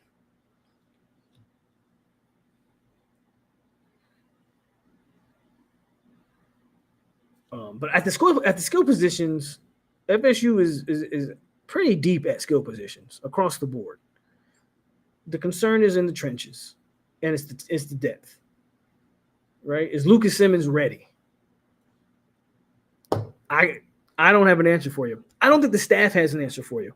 I think the staff would say something akin to, he's working hard, he's getting there, he just needs to be more consistent, because that's what they say. But if again, let's knock on some wood here. If Micah Pettis goes down against Bama with a rolled up ankle in the first quarter, do you trust Lucas Simmons in the rest of that game? That dynamic could change that entire offense. That's my concern, right? One of these old linemen, especially the tackles, man, if they go down, I don't know if they have 100. I don't know if they have confidence in some of those other guys. I think those other guys are still a work in progress. No, he can't afford to get hurt. Whether or not I think TC is a good quarterback is irrelevant. I will admit that he gives you the best chance to win. So if he gets hurt, yeah, this season's looking different. And I don't know if it's a 2-10 season, but it's looking a lot different. And we just probably in for another long one. Again, knock on wood, hope he doesn't get hurt. But that's why it would be a concern. 100% why it would be a concern. But y'all go ahead and hit the like button. Again, Noles After Dark, man. We just sitting here chopping it up. Continue to ask your questions. I'll give them my answers the best. I'm trying to think of some stuff to ask you guys. But what do you guys think, man? Like, can this what is a good yards per carry average if FSU's offense is going to be successful? Now, just basic would say like if you can get 4 yards of pop on the run, then you're ahead of the change. That's a 2 and 6. That's a manageable second down. When you're 2 and 6, you can run a lot of different plays there because even the third down becomes manageable as long as you don't take like a crazy sack on that second down. Can FSU get at least 4 yards of carry against Bama would be my question. Because I think if you told me today that FSU can average 4 yards a carry against Alabama, I'm not going to say I like our chances to win, but I like our chances to be in the mix in the fourth quarter if we can get just 4 yards of pop. I'm not asking for something crazy because if you're getting 5 and 6 yards of pop, that's a whole different ball game. But if you can just get 4 yards of pop, what's y'all's thoughts on that? Is that too small or is that about right? Obviously, we would like to see more yards than that. But if I told you that FSU could average at least 4 yards a carry on conventional running plays, right? Not scrambles or anything like that. On conventional line it up, defense knows you running, and you can get 4 yards. Would you take that? Would you take 4 yards a carry? I think most would say yeah.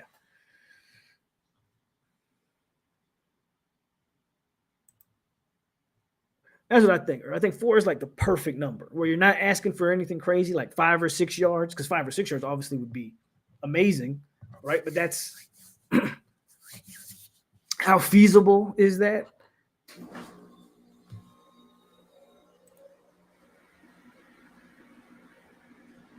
I'm probably there with you. I think the roster is slightly above average.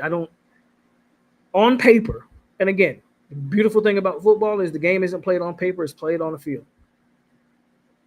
It's played on 100-yard by, is it 50, 40? I think it's whatever, but it's played on a football field.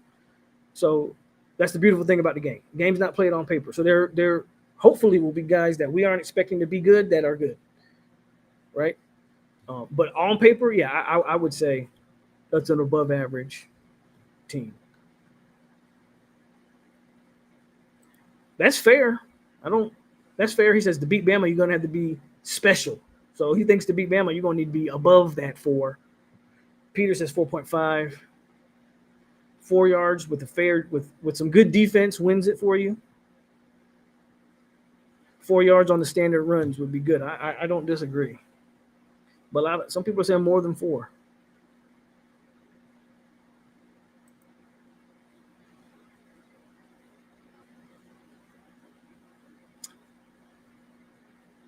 Again, I'm not talking about the quarterback runs. I'm strictly talking about conventional run stuff. Now, obviously, and the reason why it's so important to I can't even say this word, differentiate the two is because if your running backs are able to get 4 yards a pop, that makes the option game, the RPO game, that much more successful because now you're keying in on the running backs.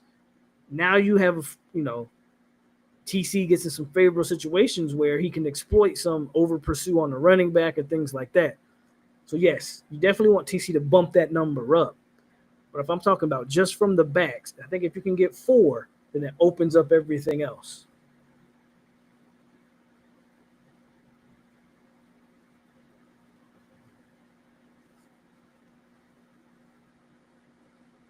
Jeffrey says, no, 4 yards and great defense, not good. will win the game. 5.5. If you're getting 5 yards a pop, then that's. If you told me that FSU could average 5.5 a carry,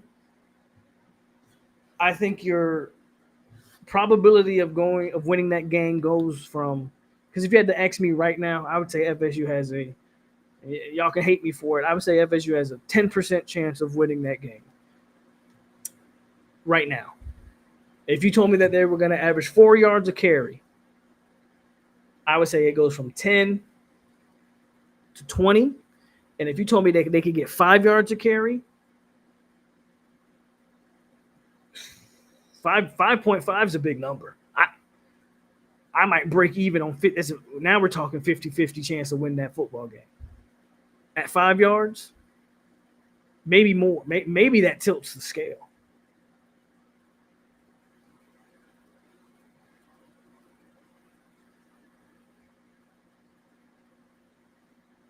That 4 could be misleading. 19 for 2, and then pop 1 for 80.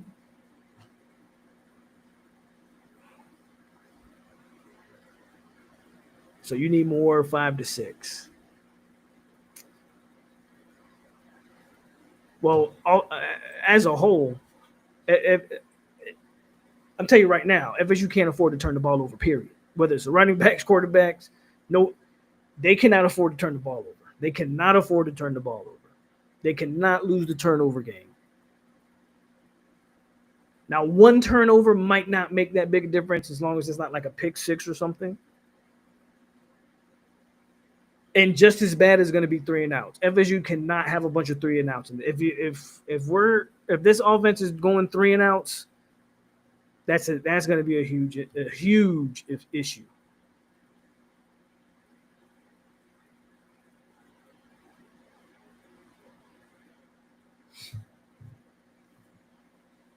So definitely you got to win the turnover game. Definitely got to win that. I think if we talking about winning the game, FSU has to force a couple turnovers. Has to force at least 2 turnovers. Two turnovers that lead to, obviously then you got to lead them to points. But you have to, get at least 2 turnovers to win this game while also taking care of the ball.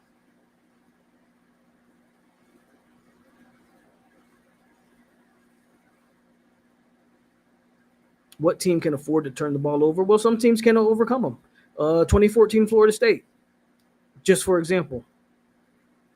And there have been other teams that have lost turnover margin and it's been irrelevant, whether that's because they had a dynamic offense or whatever the case, or a defense that the turnovers didn't affect them. So there are teams that have been able to overcome turnover if you've watched football long enough. FSU is not a team built to afford to lose the turnover battle. Yes, and 3 and outs are just as bad as 3 and outs is the equivalent of a turnover. If you're going 3 and out, then you're turning the ball over. Now, unless you got, and even then, even if you got a hell of a punter, like you just can't go 3 and out. You just can't go 3 and out. And yeah, if and when you get the turnover, you have to get some points out of that. You have to get some points out of that. Preferably touchdowns, but even if it's 3, you have to get some points out of it. Turnovers do you no good if then you turn around and go 3 and out after the turnover. It's a moot point. Once again, answer this question is who can afford to win the turnover battle?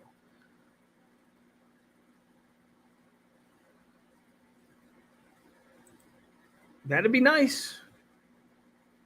If I know Mike, he's got some fake punt plan. He's just itching. Maybe not a fake punt, but he's got some stuff in his bag that I know he'll pull it out. I know he'll pull it out this game. Again, he's done it against LSU 2 years in a row. Like he's got a flea flicker that he's gonna wait for the right time to call. I again 100% expect to see Wildcat. Yeah, they're gonna. They're gonna throw some stuff out there. I agree with that. If FSU can score 28, I like their chances. I don't see us getting 28, but if you can get 28 now, and the reason why I say that is because the way I think they'll score 28 is going to be interesting. I would expect that 28 points to come off.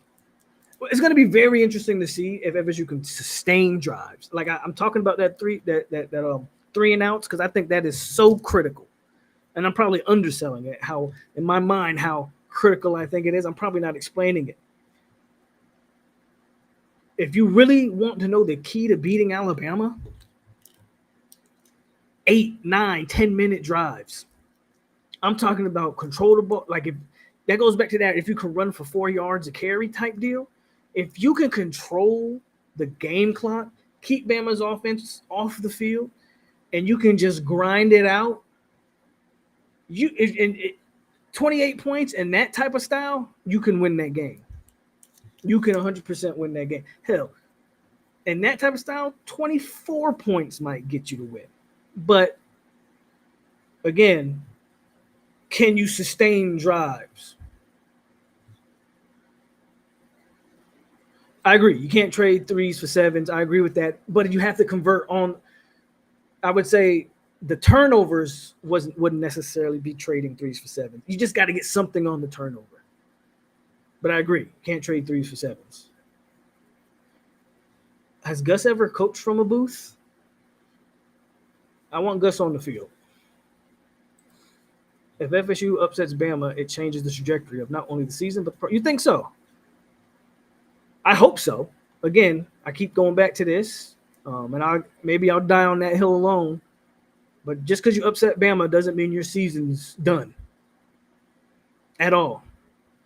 Don't let the Bama game get you in this false sense of confidence where you think you can just go into Virginia and just walk in and expect to win.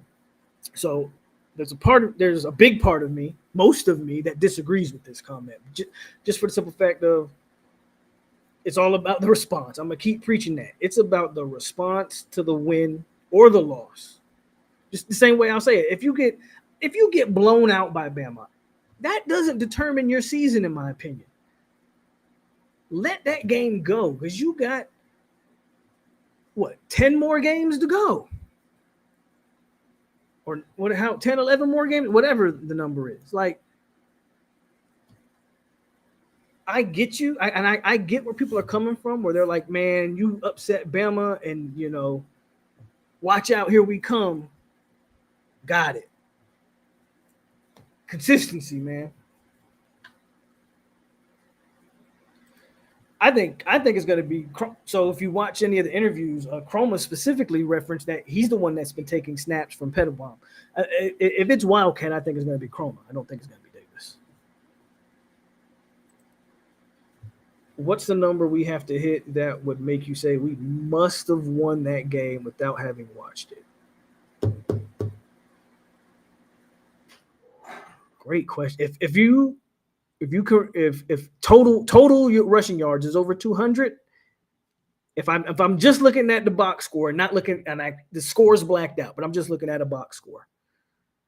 TC throws no interceptions, and as a team they've rushed for over 200. I might believe you won that game. I don't even care how many yards he throws for. If you're as a team, they've rushed for over 200 yards. That can tell me you control what I said you control. You control time of possession, line of scrimmage. What y'all think? I think if you can run for over 200 yards as a team, I'm not saying a single player, just as a team. That means TC and the running backs all involved. You can run for over 200. Close to 250, or man, I don't know. That's probably what I would be looking for. What did they do on the ground?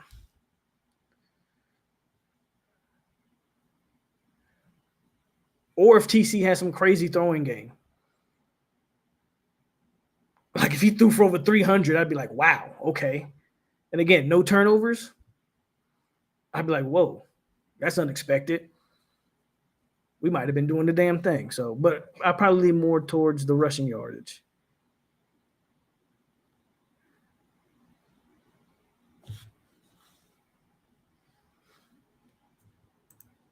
You're right. Usually good teams don't turn the ball over a lot, but sometimes turnovers are a game of luck meets opportunity. So, um, again, yes, most teams you always want to win the turnover battle, but there are teams that are talented enough that they don't necessarily always have to win the turnover battle to win games. So, but I don't disagree. I think most good teams don't turn the ball over a lot, but some do.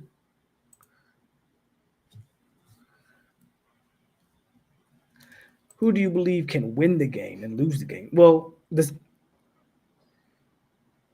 defense is going to be as a collective. There's not a single player that I think is going to lose you a game on defense. But offensively, y'all know it's the obvious answer. TC could win that game if he has a crazy performance. It's not above the possibility.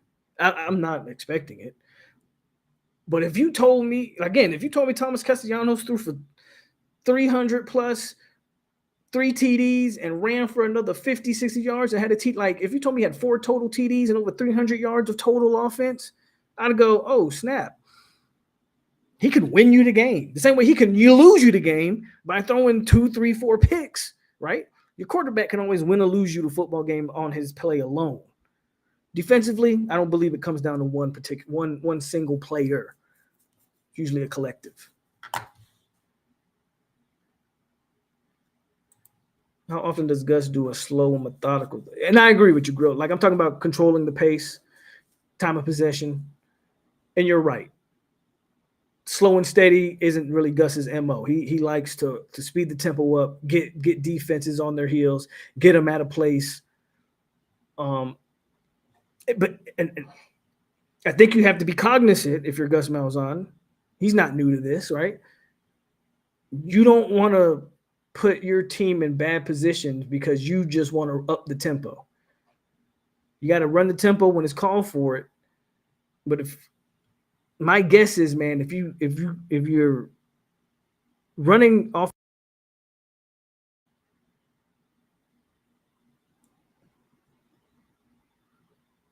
I don't know what happened. I blacked out there for a second. I'm back. If you run the offense effectively, if you can see how the game's like what the trajectory is looking like, then maybe you slow down the tempo a bit. But I agree, that's not really the way he calls a football game.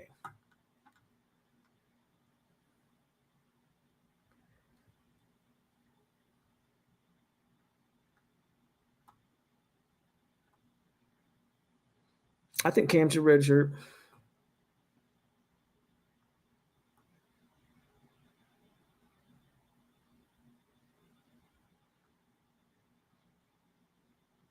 What is FSU's identity? That's a great question.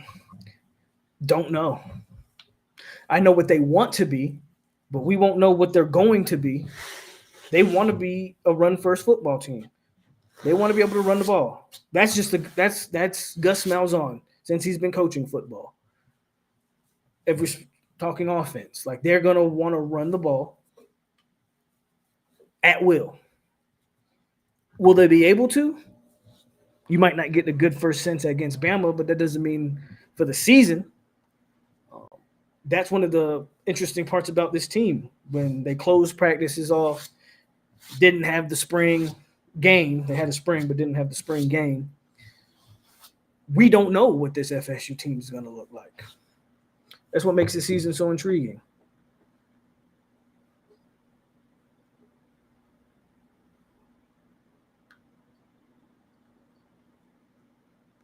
Is FSU's run for over 300 and hold Alabama for over 125? FSU has a chance. I don't even need to hold Bama under 125. If FSU's running the ball for over 300 as a team, again, I like my chances. And if Bama's running for over, like, if you're telling me FSU and Bama are running for 200-300 yards, then that's going to be a very quick football game.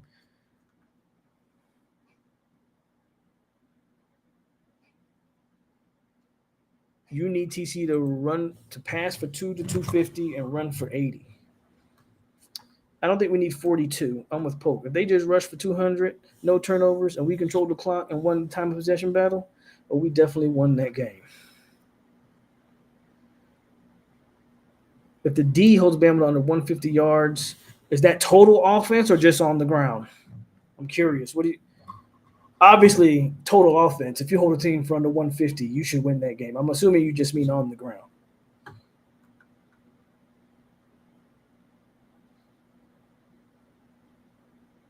You got to stop with this Heisman talk. First of all, no one has ever won the Heisman off the first game of the season. If he was to win the game and have a great performance, there would be conversations early, way too early Heisman conversations, but you got to stop with this Heisman stuff. He's not winning the Heisman, man. He's got to stop. Jeff, he's got to stop it. He's got to stop this Heisman stuff with Thomas Castellanos.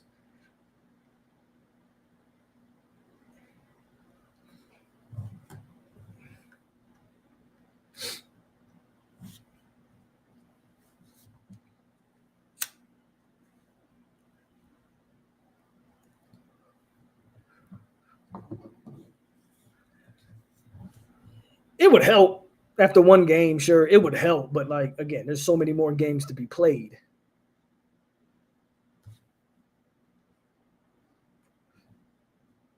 So here's a little. I'll confess this to you guys. In my mind, y'all can tell me how y'all feel. In my mind, I've played this out in my mind.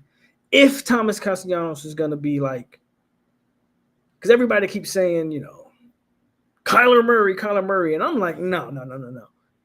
If he plays, and again, I'm not saying this is going to happen. Matter of fact, I would put money that it doesn't. But I'm going to live in fantasy land here for the next few minutes or so as we talk about this.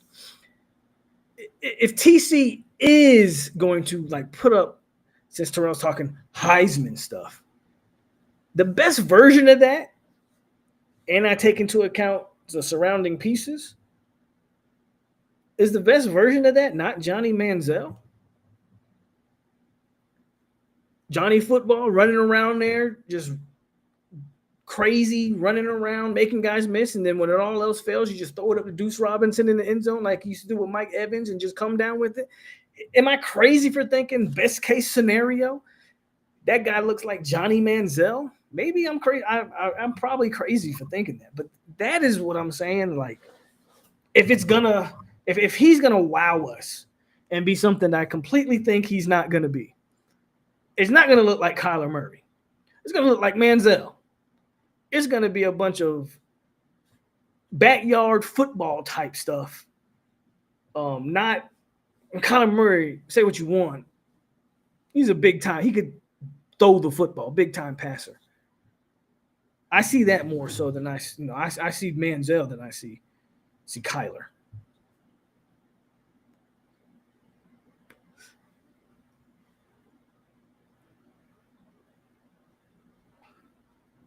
Yeah,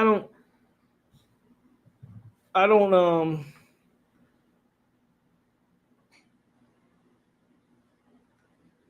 about this. I mean, are we comparing this Bama to the Bama that played Clemson?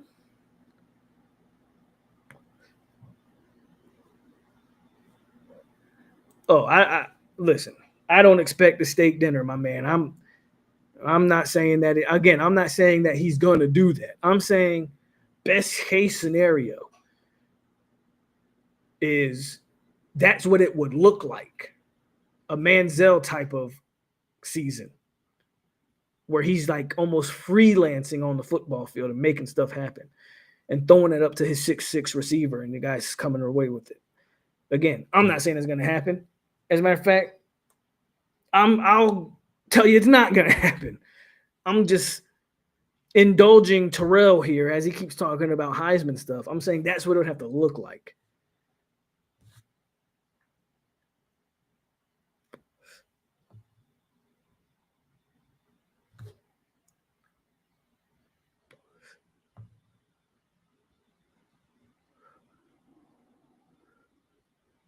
But yeah, I don't just get me McDonald's. I don't even eat McDonald's, but get me McDonald's because I ain't expecting no steak dinner, my man. Promise you that.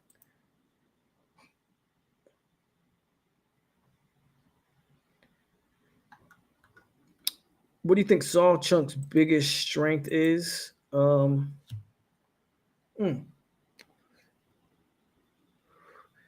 that's a hard question for me to answer because I'd have to go 2 years ago and watch him at Oklahoma because he didn't do anything last year. I have to go like 2 years ago. I think he ran for 800 or 900 yards at Oklahoma.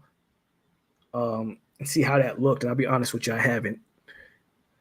I was in the stands when we played them in the bowl game, and he was running on. His vision was really good when he was playing us in that game.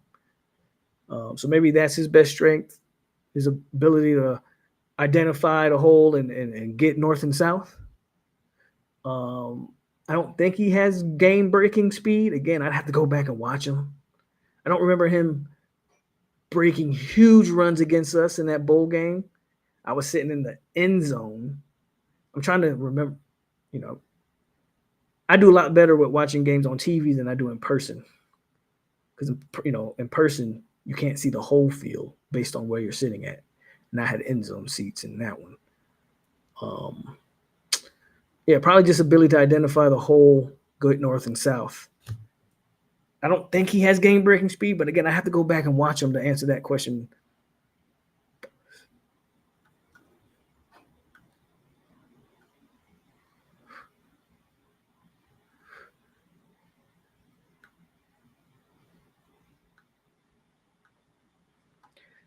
I'm with dude. The TC plays a full game and not get hurt versus Bama in most of the season. Uh, itself would be. I agree. I just don't agree with the whole like comparing to Deshaun Watson thing. Like that's a different Bama team. But I agree. That's why I'm like, that's why that's the most concerned position on the football field. It's quarterback position. Because I don't know if he plays a full season for you. Not if they're going to run him how we think they're going to run him. He ain't big. He's 5'9", 190. I think they list him at 200 even. You feel me? So I don't disagree with the whole like this guy has to stay healthy thing. And it would be accomplishment if he could just stay healthy. I just that second part of it where it's like, oh, remember what we did to Deshaun Watson? And I'm like, yeah, but that's a whole different team. And while Deshaun Watson can move, he's not. He's a pass first guy, So it's just a little. I don't like the back end comparison there.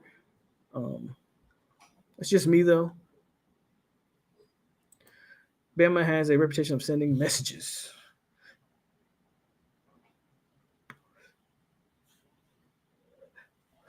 I don't disagree. I wasn't a fan of Castellanos talking all that trash. Some Florida State fans loved it.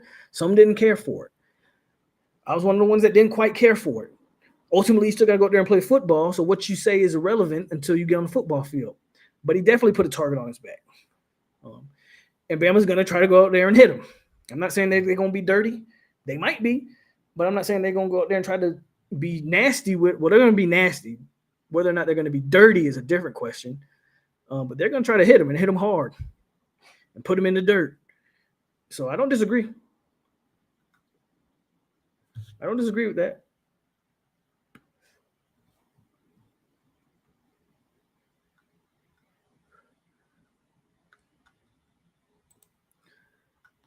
Some people think they compare me outside of running ability. I don't see the comparisons. I don't think he's as smart of a football player as Jordan Travis. I don't think he's as accurate as Jordan Travis. Especially you're talking 2022 Jordan Travis.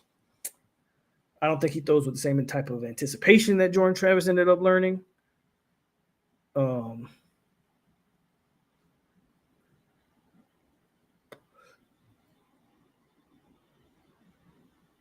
So I'm not big on the comparison, but I get it. People like the athleticism. I think he might have more. Jordan Travis was pretty fast too, especially early Jordan Travis. He got an open.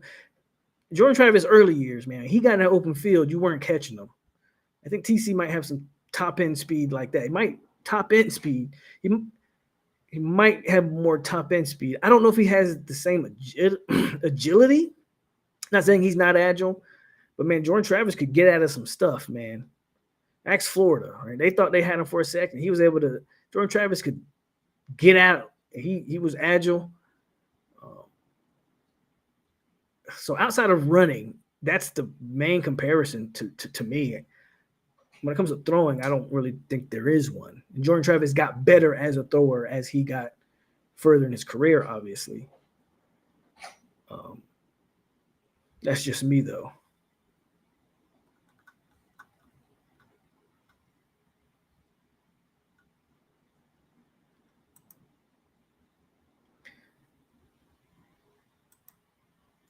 I mean, he could be like DJ, not say shit.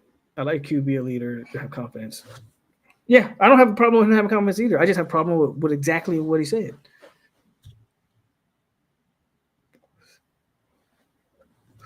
I don't have a problem with him going out there and saying, we come into play, we going to do the damn thing, blah, blah, blah. I have a problem when it's Saban's not there anymore. Like, my guy, Saban wasn't on the football field to begin with.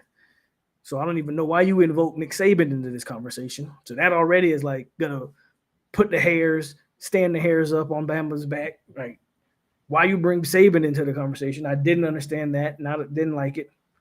And I didn't like when he said he was here to save jobs. So you trying to tell me that if this season doesn't go how we expect, that we should fully blame UTC, that you weren't good enough to save Mike? Like, so there's just some of the stuff he said that I didn't like. But I don't have a problem with the confidence.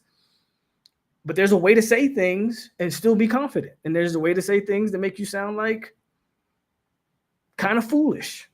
I think he chose the latter. I think he said some things that made him sound kind of foolish, in my opinion. No, man, it's just a cigar. I can't, just a cigar.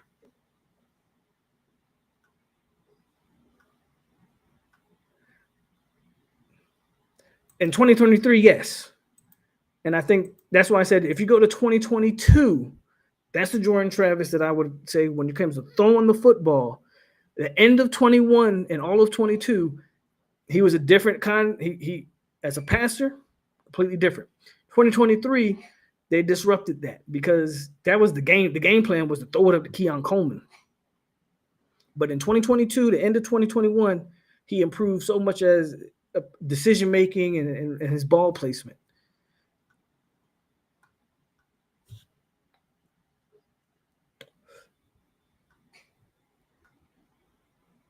What's up, Noles Sage?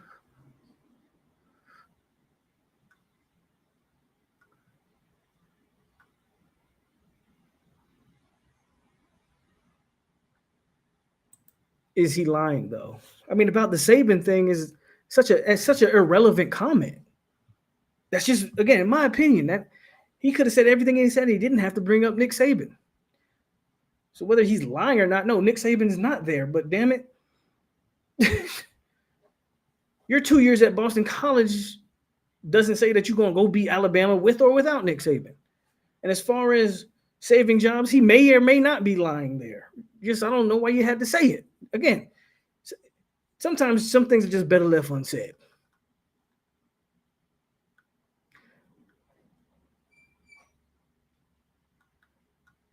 No, it won't mean. But that's the thing, right?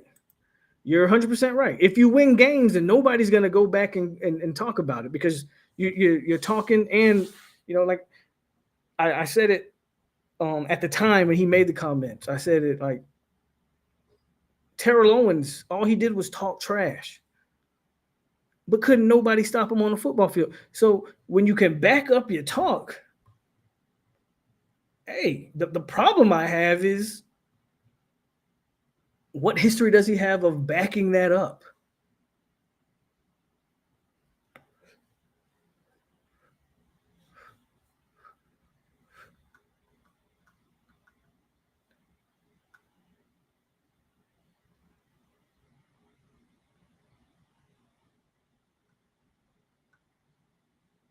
What's up, Ronaldo?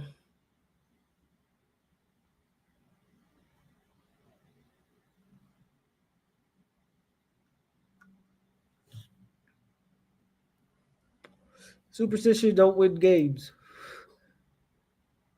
Maybe not. Most professional athletes have a superstition. Even if it's a routine, it's a superstition. Whatever that routine is. So I won't say that superstition, you're right, right? Superstition in and of itself. But if you do certain things every game and it's always been successful for you, then that routine becomes your superstition. And you talk to most successful athletes, they had a routine for every game, whether that was sleeping, eating, like they all have different superstitions or routines. Where if they stepped out of those routines, they fell off. I think that's where you kind of bridge the superstition thing. In a nutshell, you're right, right? Just because you believe something or bro, what the hell? I don't know if y'all saw that. The big ass. I think that was a roach. Clemson is crazy talented. See who they play in the ACC championship. I think Clemson's the favorite. Verse never shut up about how but he did it. That's the thing, right? 100%, right? Verse did it. Verse talked trash, but he has maybe the best bull rush in all of football. And that translated to the pros. I know that we'll just have to agree to disagree on the whole TC talking. But again, I know some people don't have a problem with it. I'm just one of those people where you could have said the exact same thing without saying some of the trigger points, in my opinion. He put some things in there that he didn't necessarily need to say.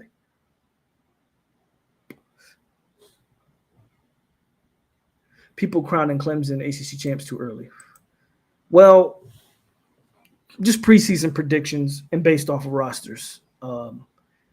If you're not going to crown Clemson, I would say who is your favorite? If we take Clemson, let's take Clemson out of the picture. Then who's the favorite to win the ACC?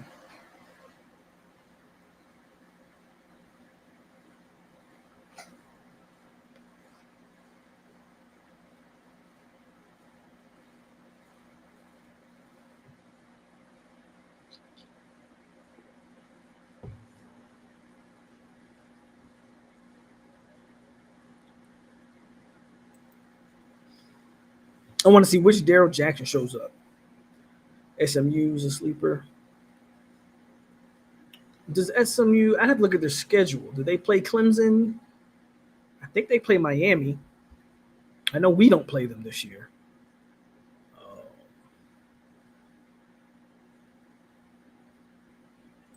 If you don't include Clemson, it's a toss-up.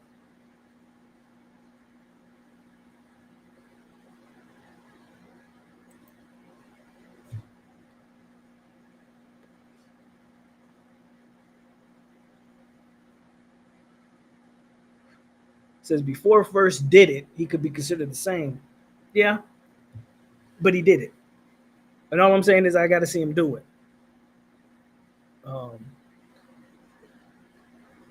He did it, and he did it from day one. Unlike Verse, TC has played his whole career at Division I football, and he's had some good games, mainly against Adam Fuller defenses, and he's had some not so good games, bad games even, in fact, terrible games. That's the biggest difference. Where Verse came in with playing at Albany, but from day one at LSU, he showed it up. From day one, first time he took a snap and garnered a goal, he showed it, and he continued to show it. That's all I'm saying. You're right. Before he did it, he was just a guy that talking, but he did it. I got to see TC do it consistently.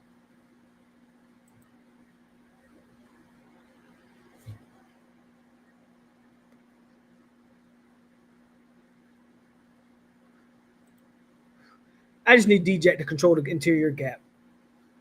I don't need him to be out there getting sacks. I mean, if he can, that's a plus. Just control the interior.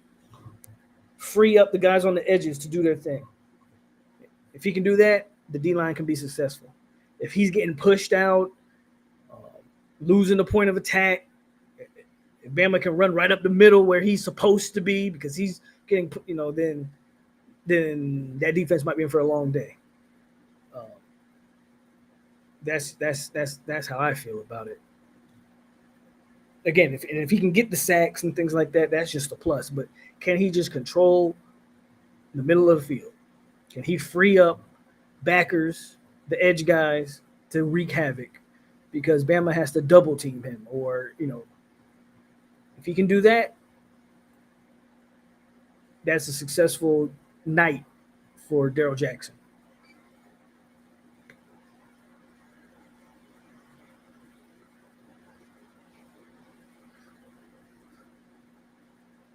Irv says, didn't they crown us to start last season? You see where that went. Yeah, the thing is, I don't think no one's crowning Bama. I think Bama comes into the season again with some questions. I don't think they're being crowned. I think the problem just is, again, man, Florida State is coming off of such an abysmal season.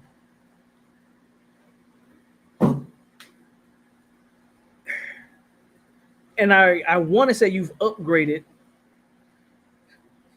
most spots. I just don't know. I think so. To be fair, I do think you've upgraded the quarterback position just based off scheme, fit, confidence. I just don't know if TC elevates the guys. Even if you think like the receiving, even if you think the receiving core, let's say you think they're good, not great, not bad, just a good receiving core. Can your quarterback elevate them to be from good to great? I think good quarterbacks do. I think good quarterbacks elevate players. I don't want to go all the way back to Jameis, but I will. Other than Rashard Green, Kelvin Benjamin didn't do that before Jameis Winston. Kelvin Benjamin showed flashes, but he wasn't consistent. And even with Jameis, he had drop problems. But Jameis elevated. I mean, even Kenny Shaw. Kenny Shaw was a good player. He wasn't doing that he did in that. Jameis Winston elevated. Nick O'Leary, good player. He didn't look like that before Jameis. So I just don't know if TC is elevating guys above what their norm is. And I don't think the surrounding pieces are good enough to elevate him. So now you're in this conundrum. Is anybody elevating anybody? We're going to find out. I don't know.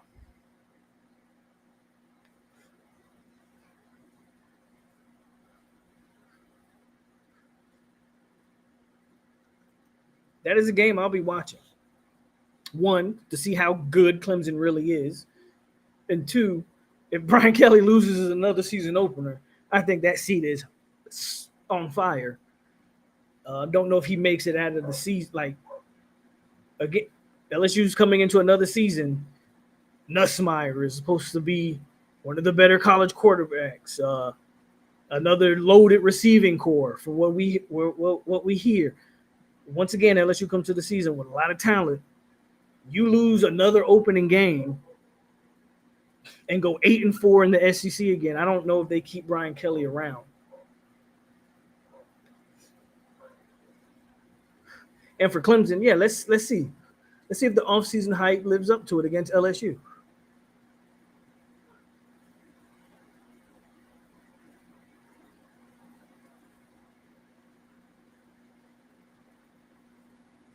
Ursa, not kind of Rashard. Rashard Green was Rashard Green, with or without James. But the other guys all were pretty much elevated. So that kind of leads to my whole TC thing. Can he elevate our receiving core? Like Deuce is a good receiver. Can he make Deuce great? I don't know. We're going to find out.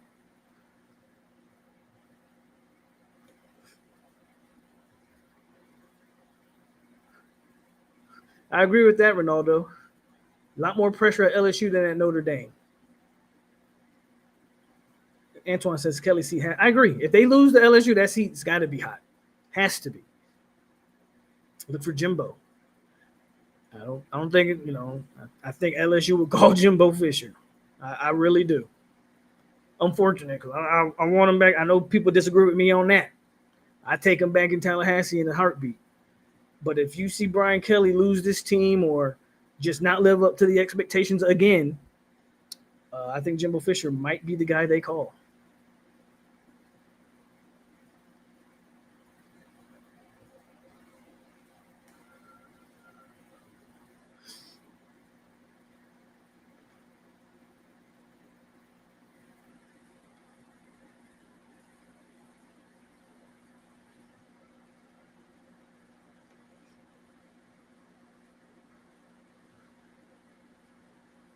Yeah, but Coach Coach O kind of lost that team. He kind of lost that team, and you can make a case that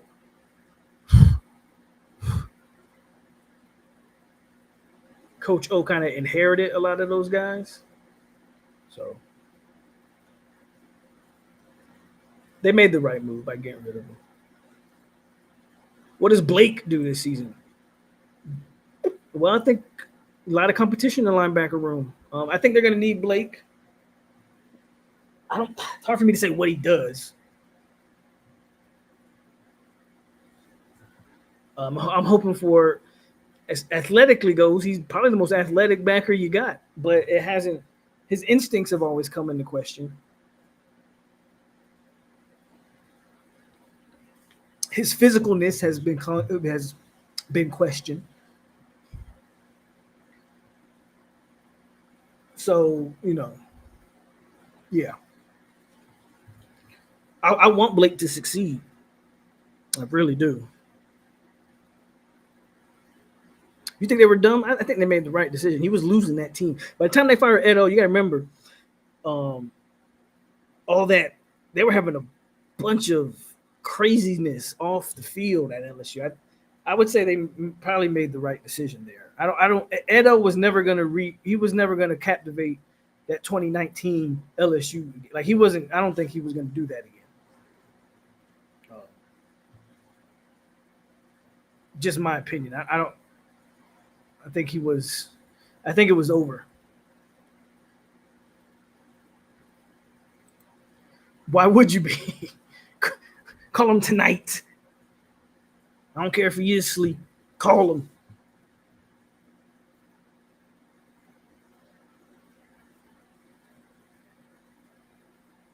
Agreed.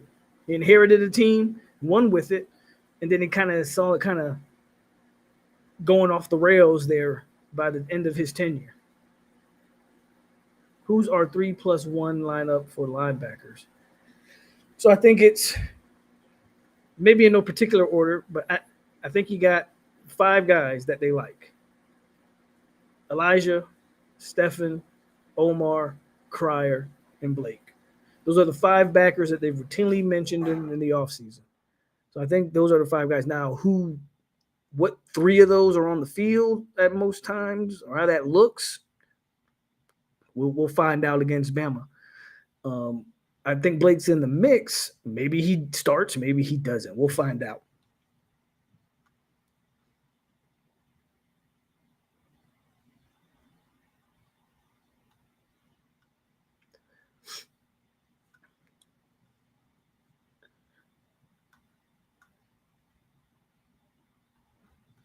I think a lot of the big schools have pressure, especially schools with winning, um, that have won and won at a high rate. So your Ohio States, all those schools have, right. They all have pressure to win. Um, and then when schools spend a lot of money, they have like Texas A&M historically not a good program, middle of the pack program historically. They hadn't won a national championship since the 40s. Um, just not a good, not a upper tier echelon program. But when you pay a coach 75 mil and then give him a pay raise like they did Jimbo, your expectations go through the roof. But your Floridas, yes, they have expectations. Even Miami's. I mean, what do you think? Over the past 20 years, how many coaches has Miami had? From after Coker, Randy, Al, um, Mark Rick, Manny Diaz. Now they're on. I think I named all of them. Now they're on Mario. Miami has been shuffling coaches every 3 years for the most part. Well, why is that? Because there is an expectation there to win. Um, some of these other schools you're naming, South Carolina, not high expectations there. Texas Tech is going to be interesting to watch because they're spending a ton of money. Uh, and yeah, I'm gonna be very interested to see if that team lives up to some of these expectations with the amount of money that they've spent in the off season. But so either you are a program with winning culture, so the expectations are high, or you're a program that's spending a lot of money to try to become that, where the expectations are high. Those programs, they tend to not last. Winning DNA is is kind of a thing, in my opinion. A lot of teams breaking in new starting QBs, Oregon, Ohio State, Texas, Georgia, Bama. Yeah, I agree. Very interesting season ahead. That's why, and that's another reason why Clemson's kind of on the upper echelon. What Klubnik's been there, what, 4 years? 4 years as a starter, if I'm not mistaken. Hell, he got DJ benched. um, so so that's why I think Clemson is also looked at. First of all, I think Clemson has a legit defense. But then they have one of the, if not the most veteran quarterback in the country that's been at the same program for this entire time, and a.k.a. Klubnik. So the expectation is very high for Clemson because that's rare in today's game. I mean, look at Carson Beck. Who would even thought that Carson Beck would have hit the transfer portal? But he did. And now he's breaking in a new team.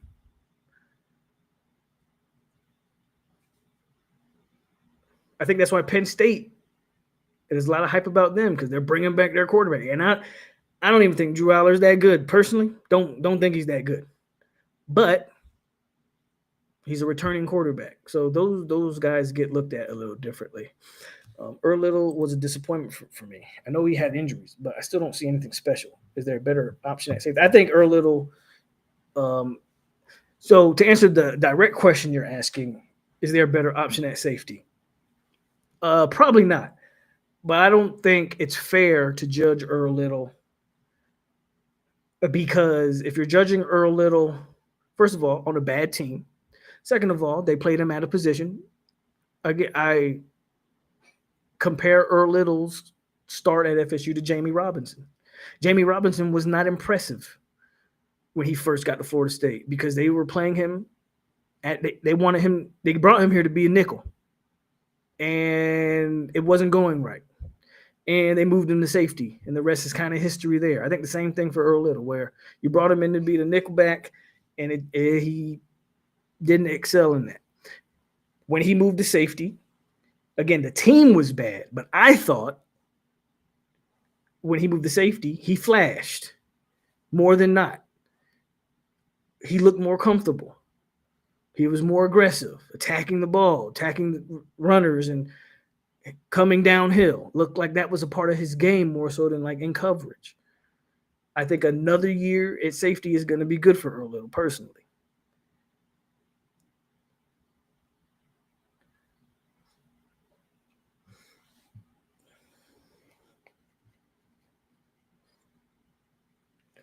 Clemson has a legit wide receiver room. Deuce, I hope Deuce is good. I think Deuce is going to be pretty good. I think Deuce would be fine.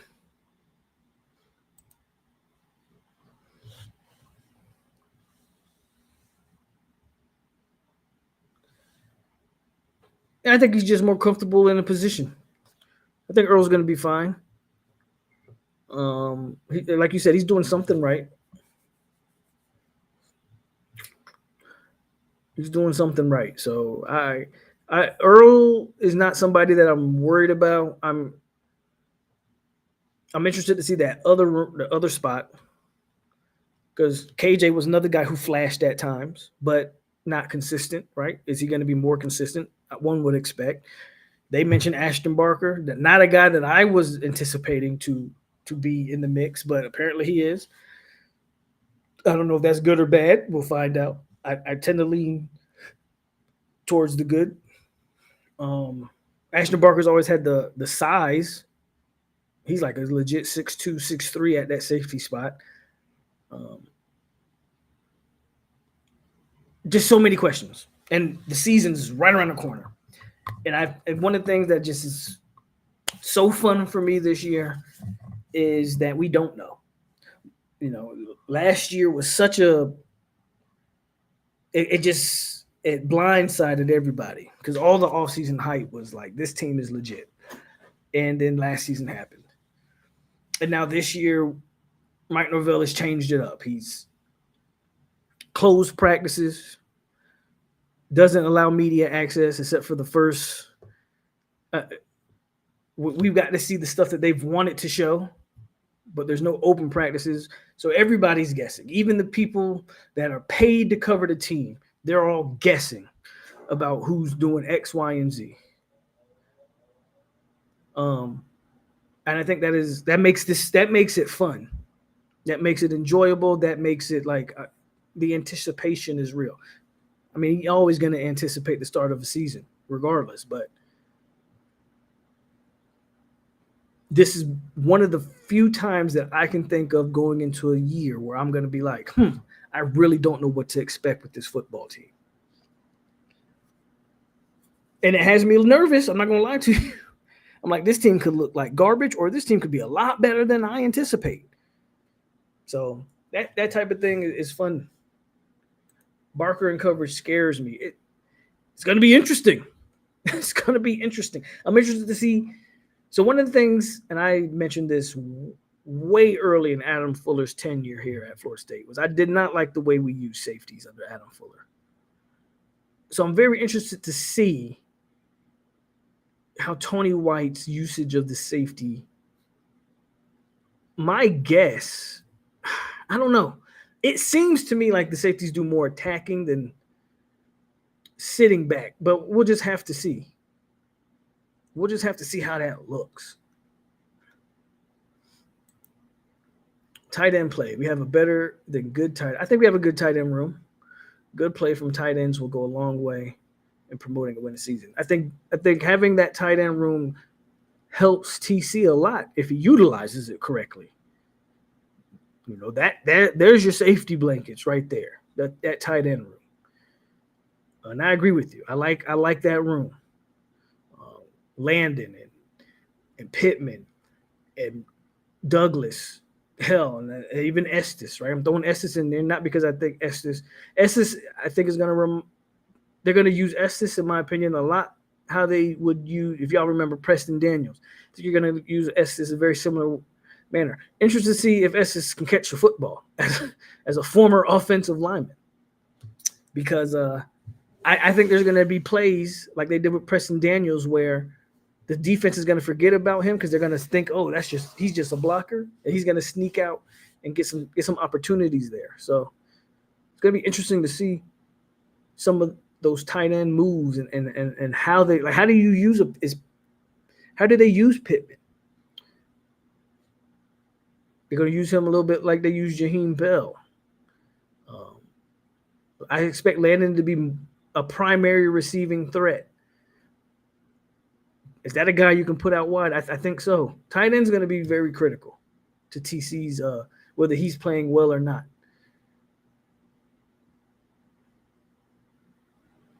Drip says, I'm excited to see linebackers, Cryer and Herring. KJ. Right now, if I had to guess, KJ is probably your other starting safety. If I had to guess. Who replaces the coach if fired? Don't know. We'll find out together. Best thing about the media and fans is that they don't have a clue about this team, nor does Bama. Yeah, that's what I'm saying. It's going to be very interesting to see. It seems like they think Amari's the most dynamic guy they have at tight end, but they need him in defense as well. I'm interested to see what that looks like too.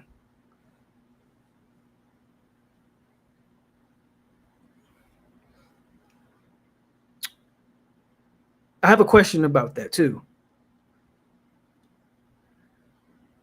I had my original number at 5, but I'm gonna take a dip here. Over or under? No, what? I'll keep it at 5. Over or under 5 total. Now this combined sacks and touchdowns for Amari Williams. Over or under 5, meaning a guy that we expect to play both sides of the ball. Combined, is he going to have over or under 5 total sacks and touchdowns? Combined sacks and touchdowns, over or under 5 for Amari. That could be 4 TDs and 1 sack, 4 sacks and 1 TD, or any combination of the number 5. What do y'all think? Over or under 5 total touchdowns / sacks for Amari Williams?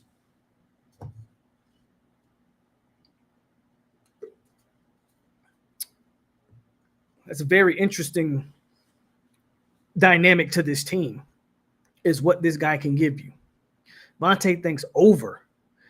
Over is a big number. Y'all realize that's a big number. So y'all think he's gonna? Everybody's over. Wow. Okay, a lot of faith in Amari. I'm not saying it's unjustified. It's not receiver, right? You're talking about going from DN to tight end. Drastically different skill sets. Over 5. Whew. Even Antoine's going over 5. I don't know if I agree with y'all. Over easy is crazy. So, okay, so everybody's saying over. So what's the number? I do think he'll play both sides of the ball, because if he doesn't, then what the hell was the point of splitting reps in practice? It would be a complete waste of time if he didn't play both sides of the ball, because then you could have just got him 100% the reps on whatever side they decide to play him on, which I think will be more defense than offense. That's another part. For me, that's another part of it is I think he'll play more defense than offense. I don't know, man.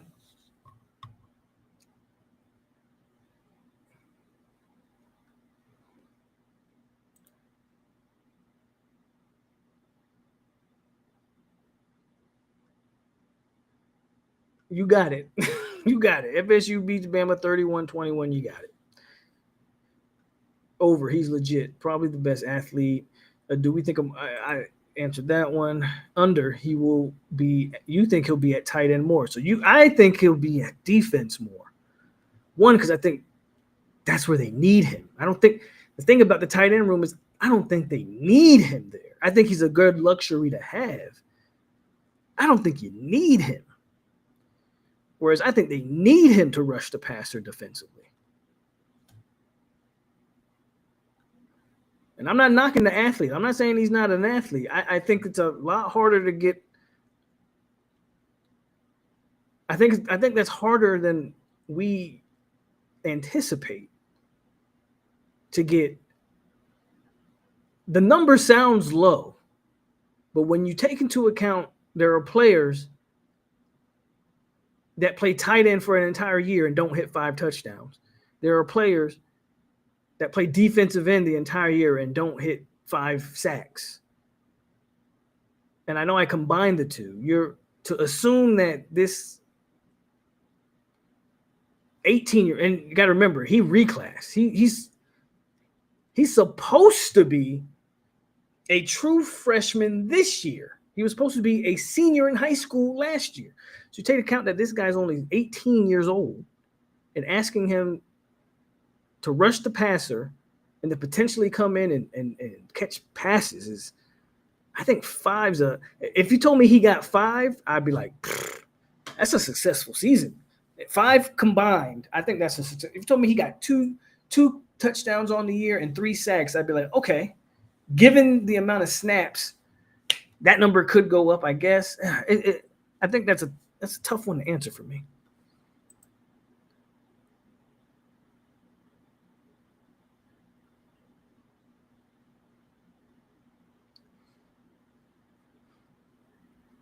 Yeah, the thing is, again, how many of those tight end passes are going to be? You got to take into account a couple things.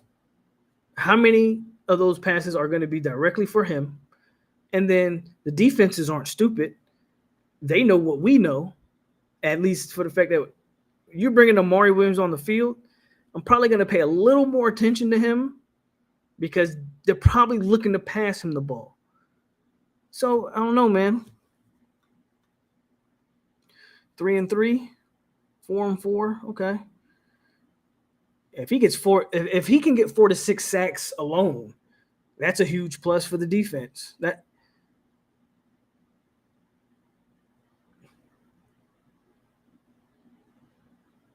I know the staff likes him. And I know I know he's gonna play.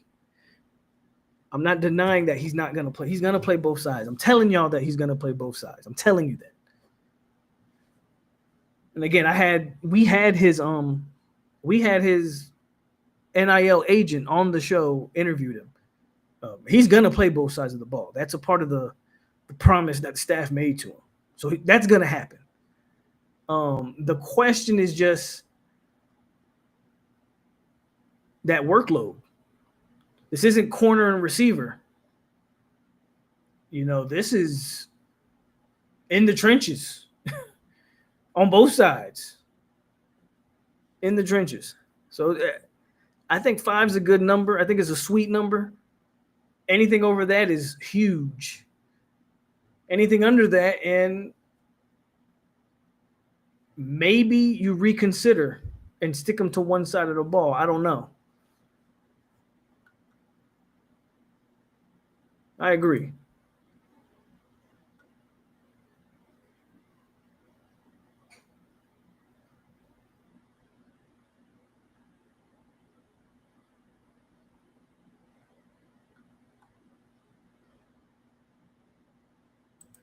We've got Kent State and East A&M.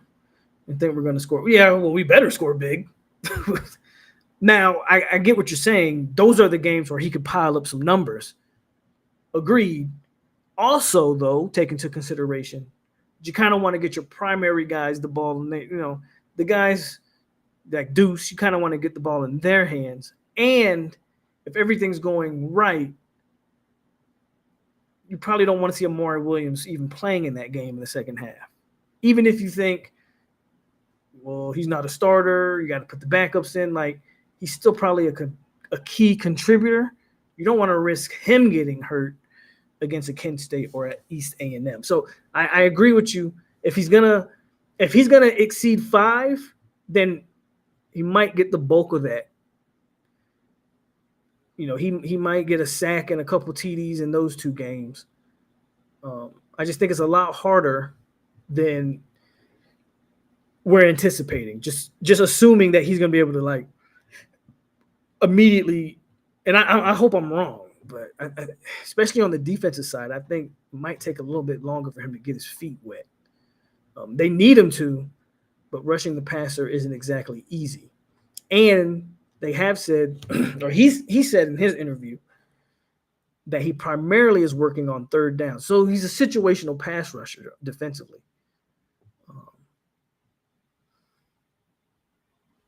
So only playing on third downs is going to, that also limits the amount of snaps. I think 5 is a good number. If he gets anything more than that, then hell. That's a big-time season.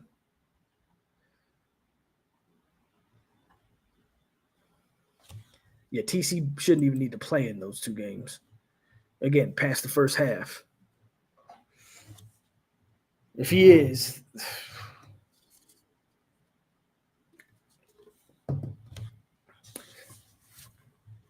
I don't know about that. Man, we keep talking about this Heisman stuff. Y'all are crazy on this Heisman stuff.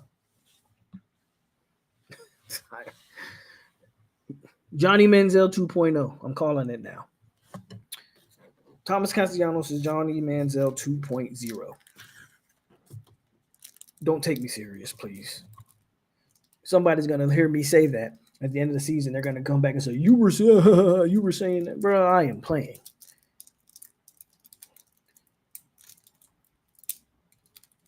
Don't get me wrong. I'm rooting for TC, but I don't expect that. Hit my like button, guys. It's getting later, but we are on Noles After Dark, and y'all know how we do on Noles After Dark. We kind of just go until the light fizzles out. I know it's 1 o'clock on the East Coast, midnight on the Central Time. Here in the mountains, we're on 11:08. So you know me, I can keep pushing through, or we can call it a night. Y'all just let me know. Right now, we still having a good conversation, so I feel like we're doing all right. Somebody said it's already clipped. I got you. That's okay. I'll stand on it. We see Perry. I think we see Perry in those games. I think Brock Glenn at this point has lost that second. It's unfortunate, but I was having this conversation on Twitter. Like, the best ability is availability. Brock Glenn hasn't taken snaps this offseason. Hasn't played in either scrimmage. He's been working through an injury. That's unfortunate for him. I think Sperry's QB2. Now, whether or not he's listed on the depth chart as QB2, I don't think they would throw Sperry out there if TC unfortunately went down against Bama. Especially not if that game's close. Now, if that game is out of hand and TC goes down on some kind of crazy scramble drill where he's trying to make something happen, then even then, I probably wouldn't risk him. I probably would just throw Brock Glenn out there. But I think in those other two games, specifically the cupcake games that we're talking about, I think a high probability that Sperry gets, if that's the guy you're prepping, and look, I think a lot of us appreciate Brock Glenn. No one's saying Brock Glenn is a great quarterback or the next coming of anything. But I think people do appreciate him for kind of sticking through it. And anytime a guy decides to stay with the garnet and gold on, right, you just appreciate that. And like, he's a true Nole, as we would like to say. But if you're prepping for the future, those type of caliber teams, Kent State and East Texas A&M or Texas A&M East, whatever the hell they are, those are probably the snaps, right, that you want Sperry to take. Because next year, I think TC has another year. Preferably next year might be the year that you want to really consider a quarterback battle, and Sperry should be involved in that. And they like him a lot from what you hear. So we'll see.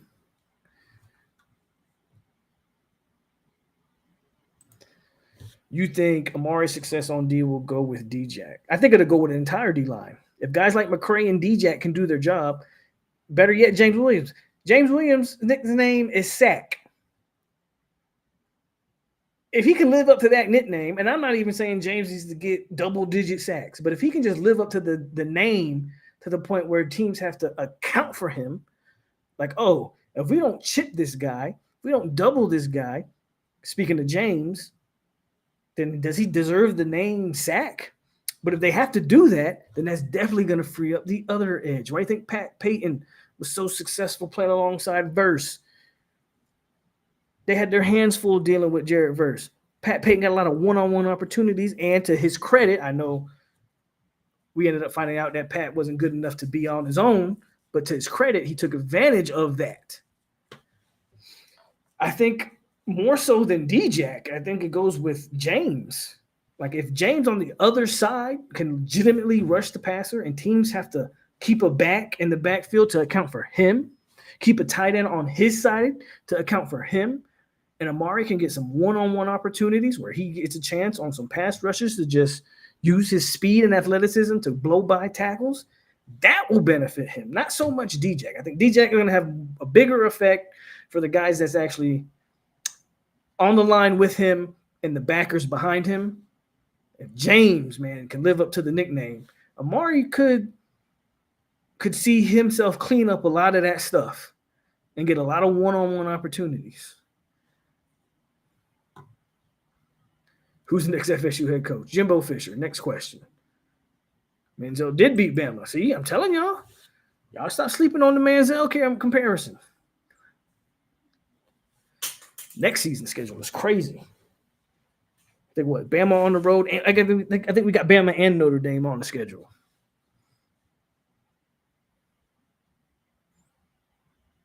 Next year's is crazy. Cam Davis is Cam is running back 4 at this point. Cam is not better than the 3 guys ahead of him. At best case scenario is he's competing with maybe Roy Dell, and I'm not so sure that's the case.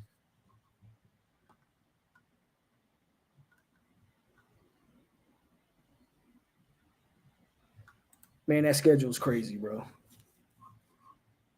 That's tough. Whew.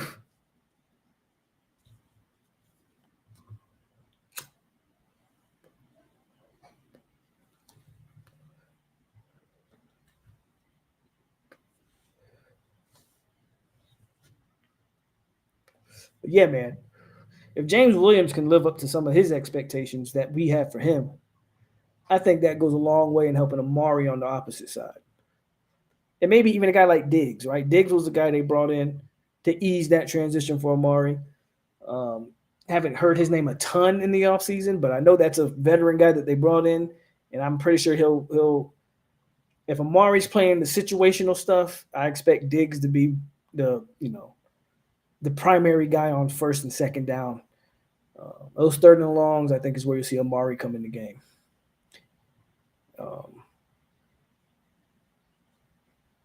Yeah, that D line has a chance to feed off each other.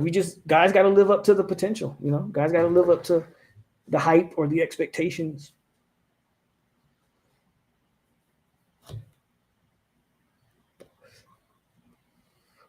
Here's another question. We're talking these freshmen and these young players. Over or under 500 yards for Boggs this year? 500 receiving yards, over or under for Jalen Boggs?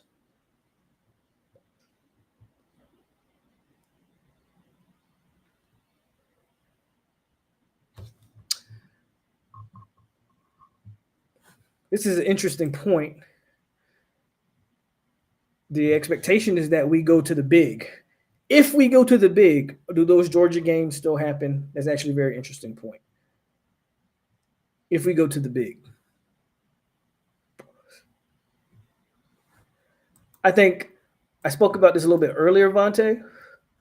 I think Lucas is a guy that they're just going to use all over the field. I think he'll be playing a receiver. I also spoke about FSU using motion to throw Bama off in game 1. Lucas is a perfect guy for that, where you can line him up in the backfield, then motion him out wide, start him out wide, motion him in the backfield, do a lot of different things. I expect to see Lucas get a couple jet sweeps. Mike loves that. I know Gus is calling offense, but I still believe Mike is going to have an input on some of that offensive stuff. That's going to be interesting dynamic too, is how much is Mike. I think 90% will be Gus, but I am interested in that 10%. But Jalen Lucas is a guy that I think they're going to flex all over the place.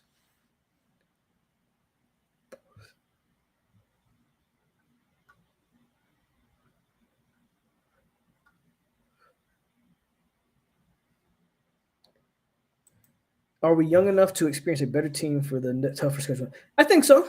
I think so. I think some of these guys, Boggs, Chroma, they're young enough now. They'll take their lumps this season, for better or worse. Just because they'll take their lumps don't mean you don't have a successful season this year, right? I don't want to throw this season out the window, but expect the future to be bright for a lot of these guys.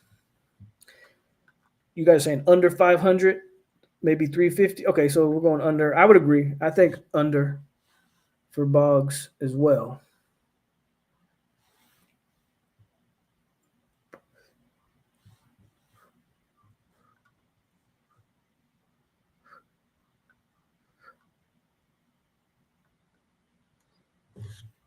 I think under. Danzy's another guy that I think they'll probably try to use like Lucas. He definitely has the speed. Interesting to see how they try to utilize it. Um, okay, over or under 500 yards for Chroma.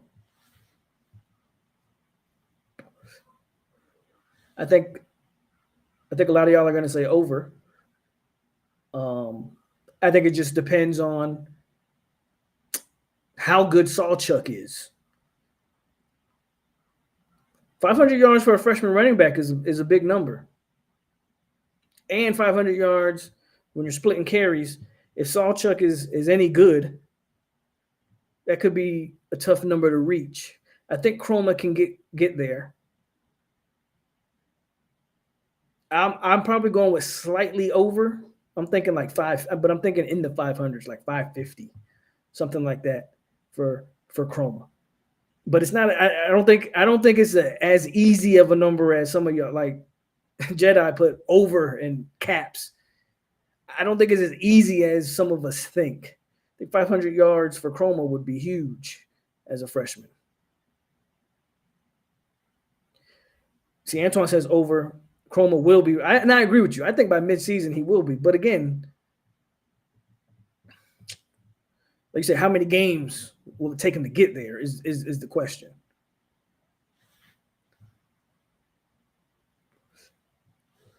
But I agree with most of y'all. I think by the end of the year, he's probably QB1. Bradley says, all right, I'm hitting the hay. But the Noles are winning game one. I've decided it, and the football gods have promised it. Keep praying to him. Keep praying to him, Bradley. Over, I think he will win the starting job before Okay. And I think he gets 450 or so, which is a good year. I'm going slightly over, not by much though. And if he didn't get 500, it wouldn't surprise me. Fatal thinks he's getting between 6 and 750. Okay.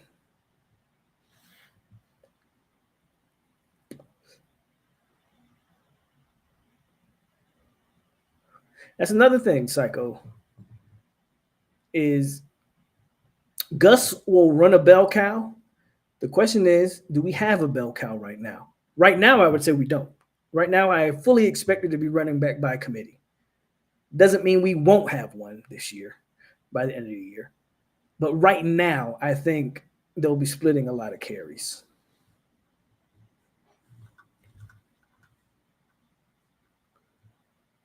Do we have any wide receiver get over 800 yards? Possible. Not impossible.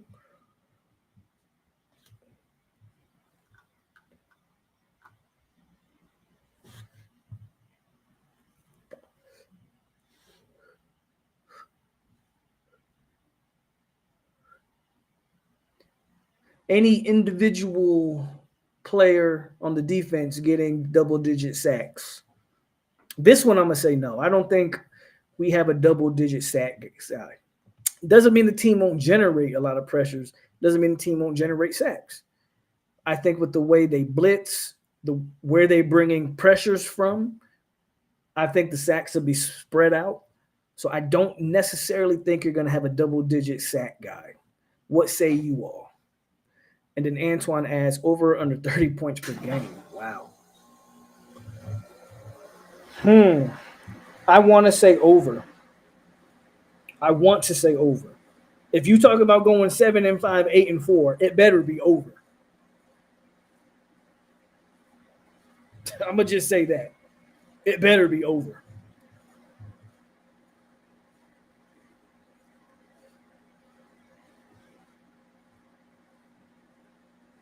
Unless you're telling me you're talking about a defense that's giving up 20 points per game. But I want to say over. Grillmaster doesn't think we'll have a double sack guy. I'm saying over 2 on that. But any double, do you guys think we have a double-digit sack guy on the defense? I don't think so. Omar Graham has 11 sacks. Okay, yeah. Go to bed. Go to bed, Bradley.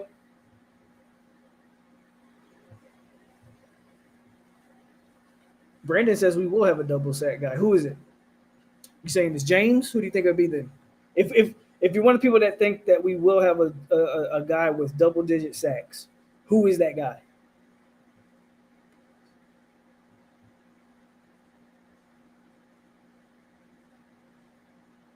Briley has alcohol poisoning. Yeah.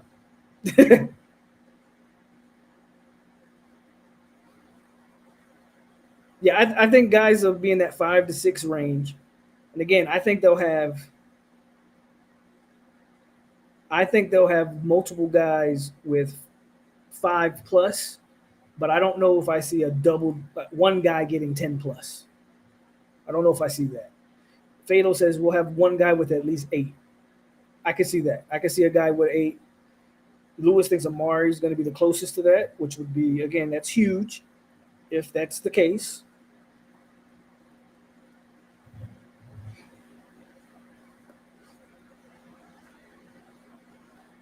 DJ getting double sacks from that position is crazy. Not impossible. I just, whew. DJ being a double digit sack guy at the nose tackle. Wow. James would probably be the best bet there. Levante saying the top sack guy will be 7 or 8, but they'll have sacks by committee. Fatal's also saying DJ or James. I think that's a high number for DJ, man. I personally think that's a high number for DJ. Being, especially given what I think he's going to be asked to do.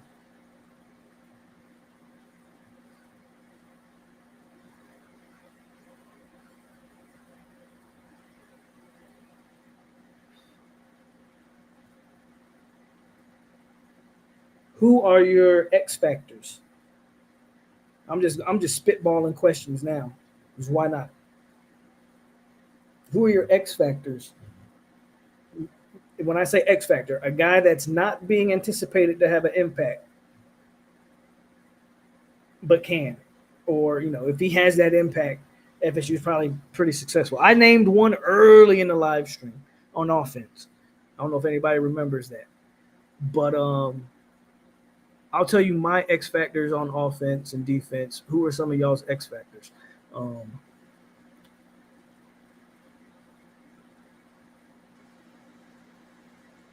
Talking about James.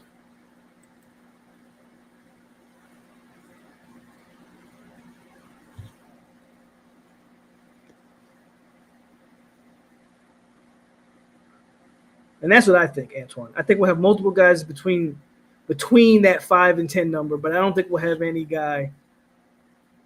I don't think we'll have any guy that gets double digits. If we do, that's huge. That's a big plus. But I think we'll have multiple guys within that 5, 6, 7 range. Grillmaster is saying his X factors are Rawls. See, I can't count Rawls because I expect Rawls to start. So I don't really know if I count him as an X factor, but okay. And you think Danzy. Danzy's a solid pick. Edwin's a good pick. On offense, I think it's BJ. I think it's BJ Gibson. I think he's further along than Danzy as a complete football player. And yeah, I think BJ can play outside or inside. I like what I see. I think that's an athlete, man.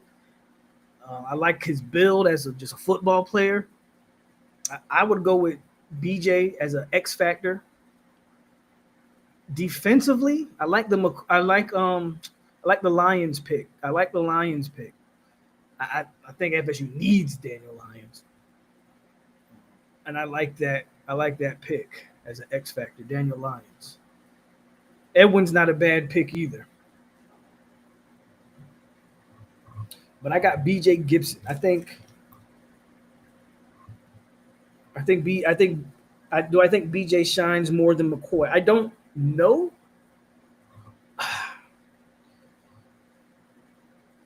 So allegedly, McCoy's hurt right now. I think BJ. again, he's my X factor. I'm not saying that he shines more than LaWayne McCoy. I like Wheezy. I just have a I don't know, man. I like Gibson. My only problem with Gibson is, well, if you go watch some of the clips, he had that touchdown in the scrimmage in the back of the end zone where he caught the ball. If you go listen to Coach Harris, he's hyping up Gibson a lot. So we have heard a lot about Gibson.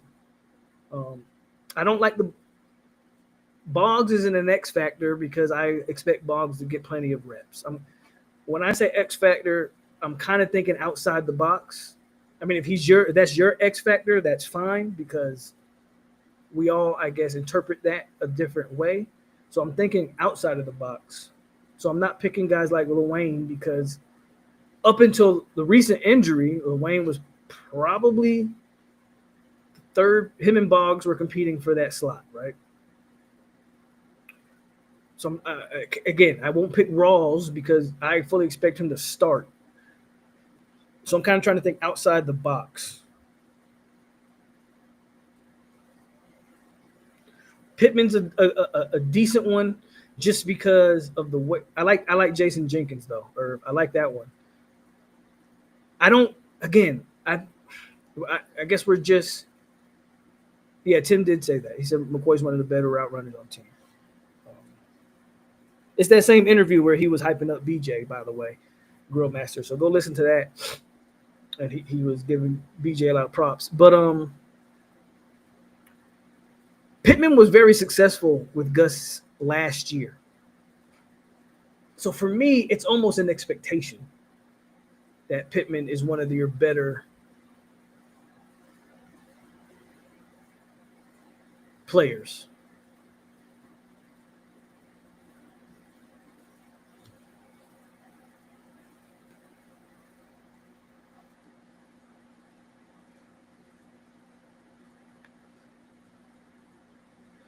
Briley says X factors will be Pittman on offense, and in all honesty, Omar Graham. So he's not playing. He thinks Graham's going to take a huge step this year. Much needed. I'm not sleeping on Omar. Omar started the season off so terrible last year that we were all kind of done with him. But I think everybody would agree in the chat that Omar came along, played a lot better down the stretch. Can he continue that and be a guy that we need him to be? I'm okay with that Omar Graham pick. Just because that defensive linebacker room is, again, we know the five. We just don't know how they're going to implement the five. Yes, they say Kevin Wynn has an injury. Hopefully, I agree. Hopefully it's not too serious because that's a freshman that I think you're going to need. He's the only one outside of D-Jack that has that body type. We're talking 6'4", 350. I do think I'm interested to see KJ. I'm interested to see how KJ plays. If Kevin Wynn hurt, then I guess KJ is going to be the next up there behind D-Jack, and I'm interested to see how he plays.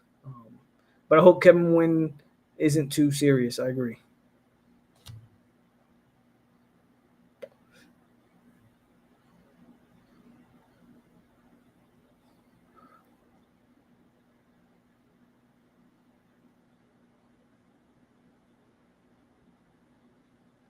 Is there any particular player that you guys aren't buying in on the hype? Is there any particular player that you guys, maybe you're hearing some good things, but you're like, you know what? I got to believe it to see it. I don't quite believe that guy is going to be as much of a contributor as maybe the off-season predictions are alluding to. So, for instance, for me,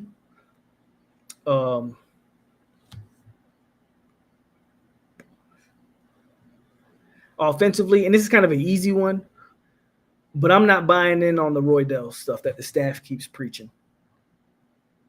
Roydell's got to prove it. I'm not buying in on, the Roydell stuff. If there's one hope for Cam Davis, it's that. is that he can overtake Roy Dell as running back number 3. Ashton Barker, I hear you. The Desir twins, I hear that too. I'm with you on the twins. I'm with you on the twins for sure. And that's not a knock on the twins. I think actually, man, listen to their interviews. I think those two have a promising future. I'm just not so sure as freshmen they're going to be um, as. I think they play hard. I think they are dogs. I think they play with high motor. I just think that there's catching up. They got to get bigger, stronger. For me personally, so I'm with you on the twins. I love the fact that they're playing hard in practice and they're setting the tone. I love that they feed off of each other. But I don't buy into the whole like they're going to contribute a lot this year. Could be wrong, but I'm with you on the twins. I'm with you on the twins.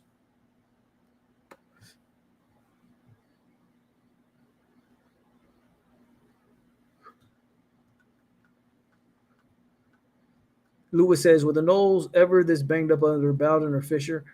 Every season's different. I remember one season under Fisher where they got hit hard with it. I can't remember the year, but O line was, and this is not even late into Jimbo Fisher tenure. This was a little early on, where they were riddled with injuries. It just depends on the year." Bradley says, "We need Omar Grant to take that step. I'm all in on the preseason optimism. If it fizzles out, so be it. But we need Omar to take that step. And I think he's capable. Fingers crossed." Vontae says he got to see it from everybody. Fatal says Squirrel or Roydell for him. Grillmaster says, "I like him too, just not yet." I toned out of Roydell hype. We all saw last year he's not it. I feel you. And then Irv agrees with the Barker one, Antoine.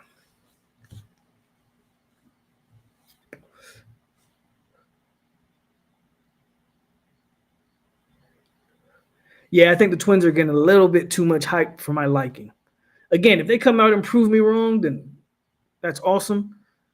I just, man, it's not like, and again, I know high school rankings don't mean much when you get on a college campus. But for where they were ranked coming out of high school, and now all of a sudden they're like the best players on defense, I'm not sure if I buy into that. Another guy I'll mention on the defensive side of the ball is Jaden Jones. Tony White said that man was the best player on the field in the first scrimmage.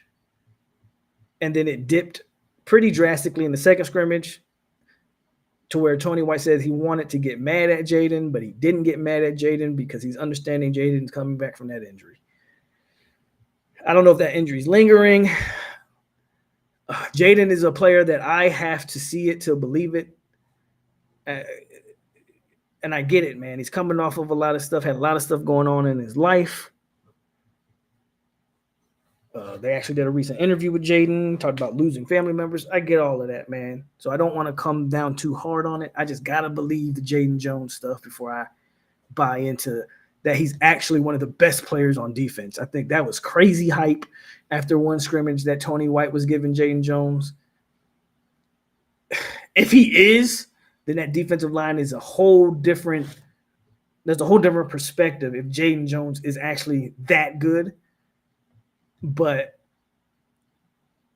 my guess is he's more that guy in that second scrimmage than he was the guy in that first scrimmage.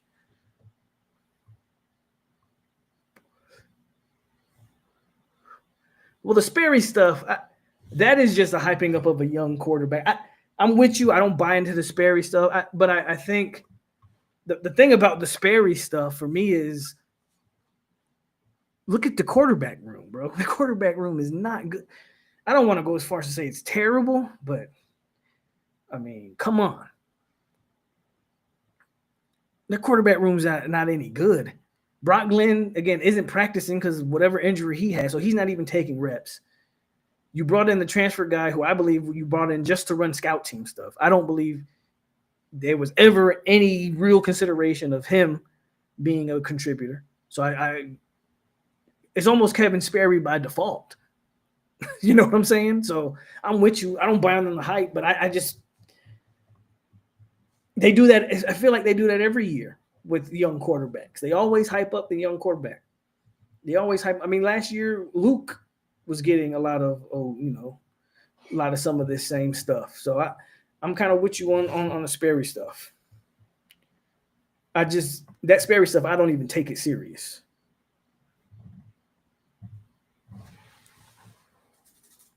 I guess that's kind of my thing with the Sperry stuff.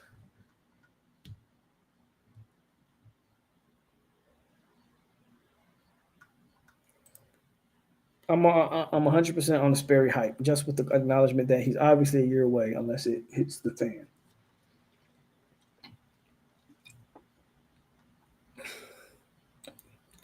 We're just talking about players that we think are being hyped that we don't necessarily think is gonna really cross over into the actual season. Terrell. So guys that were getting a lot of praise, but we don't expect it. Lewis says Norvell owes a percentage of his contract to JT.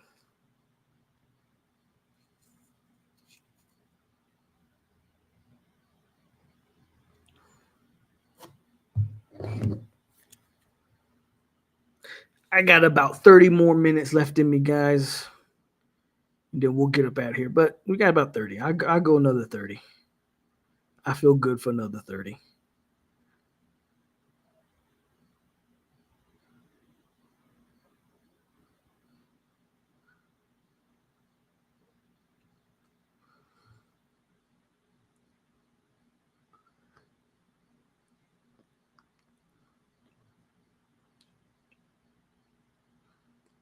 I'm going to wait until the week of game day, and then I will give my season prediction. I'm going to wait till the week of game day, though. I'm not going to put it out there just yet of what I think this team will do and the overall record will be.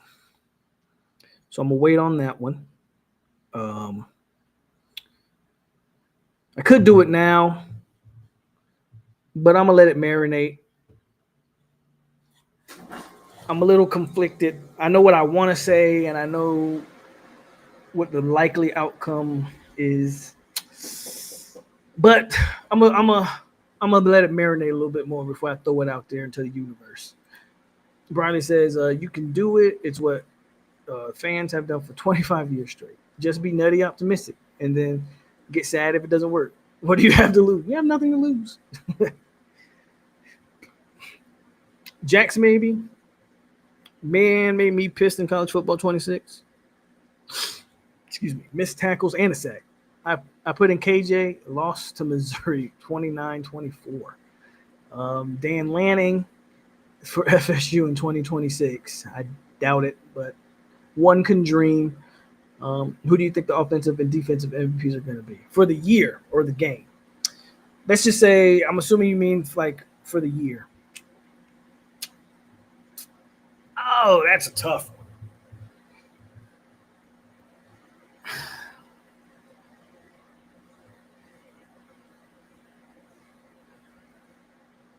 Offensive MVP. I'm gonna go a little unconventional here, and I'm gonna go on the O line. I'm gonna say Luke Pettenbaum is the offensive MVP. Defensively,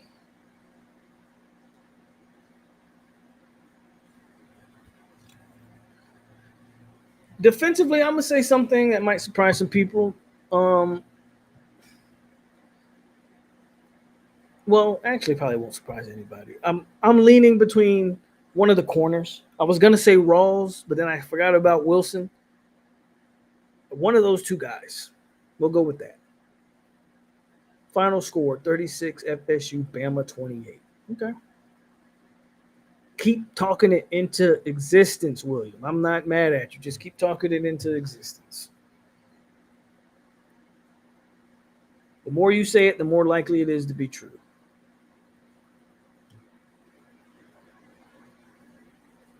Say Omar Graham. I'll leave it to you. You said 11 sacks. Omar Graham getting 11 sacks would be.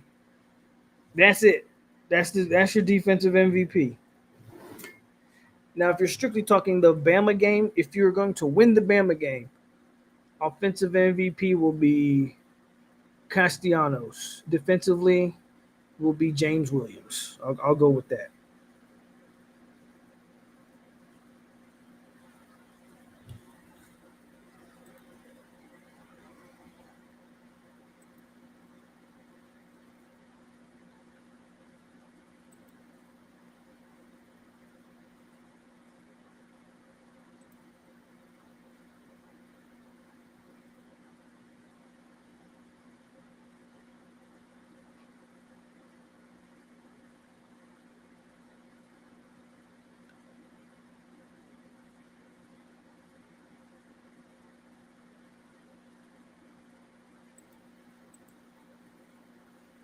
My bets are TC and James. For the year or for the game?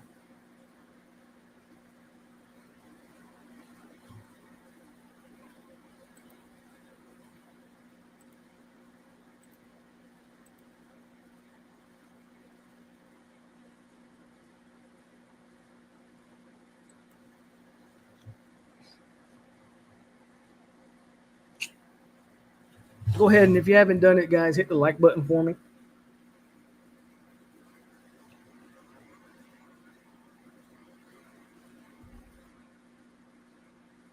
Earl Little, I can see that causing some havoc, getting some turnovers, blitzing from the safety position. I could feel you on the Earl Little stuff. He has a chance to play in a position and in a manner that can wreak some havoc on the defense.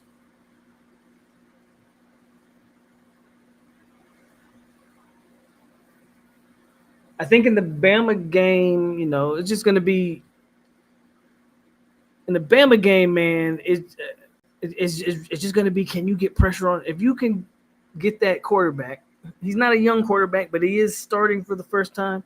If you can get Ty off his square and just get him to think too long, not get comfortable, that comes down to that defensive front. One would have to assume.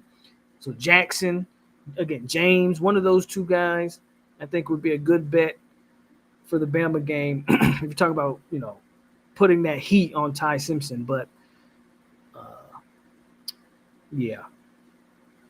For the year, I don't know. I don't know. I have a feeling. I think this secondary is going to flourish in this system, which is why I went with Rawls or Wilson. I'm not saying pretty please with a cherry on top, but just hit the like button, Briley. I appreciate it.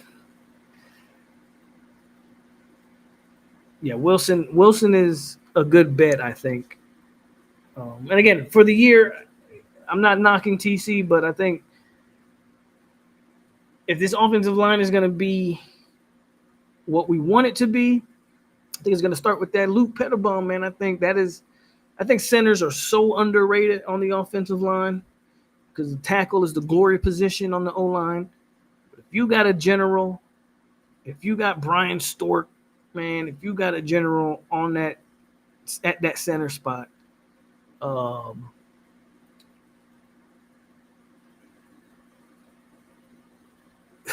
think it can. I don't know. I think that can make a big difference on your O line. What's good with Terrence? Terrence is good. I get him on. I might see if Terrence can get on here before the season starts sometime. The week of the game, we'll see if Terrence is available, but he's doing good.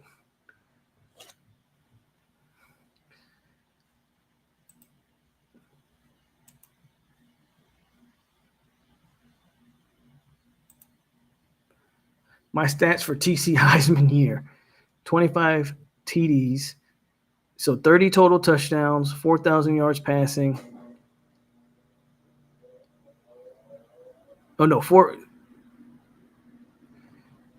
25 total touchdowns, 35 total touchdowns, 400 rushing yards. I think you mean only 1,000 passing yards. I think that lower number is a little low, man. You got to stop. He's not winning the Heisman with just 1,000 yards passing and 400 yards rushing. I think you meaning 15 INTs. What the hell?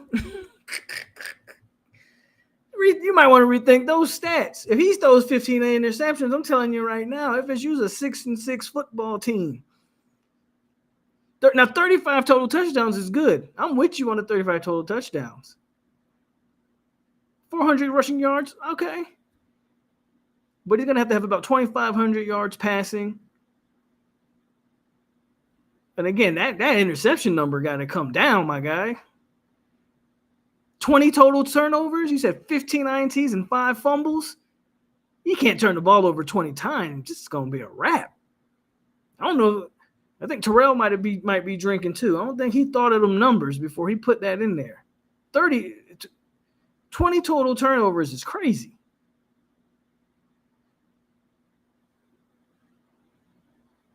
He said he knew he was lying when he started hitting typo. Yeah. 25. I like the 30 total touch, or what did you have again? Let me scroll back up. I like the 25 passing TDs and 10 rushing TDs. And not even just to win the Heisman, but like, you give me 35 total touchdowns, we in the mix. But you then can't have 20 turnovers. That's crazy.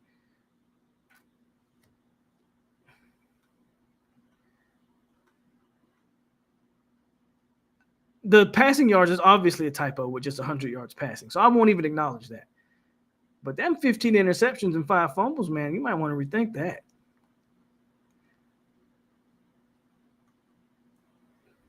Y'all better, hell no. 20 turnovers that's bad business. He got 20 turnovers. That's 15 interceptions and 5 fumbles is bad. That's bad work. Okay, he came back. 5 touchdowns, 5 interceptions, 5 fumbles, 2,500 yards. So he revamped it. He still doesn't believe it.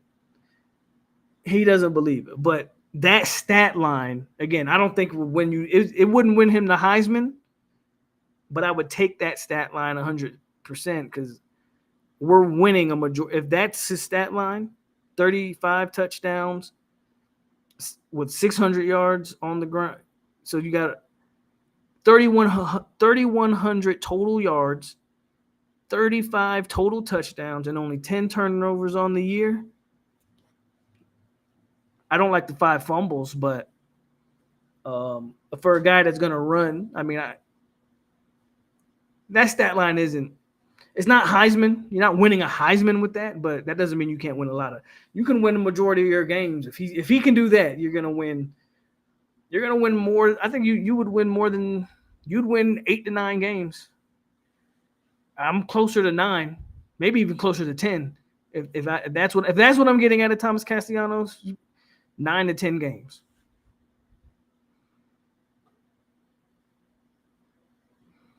Yeah, he's not winning the Heisman with those yards, with those numbers.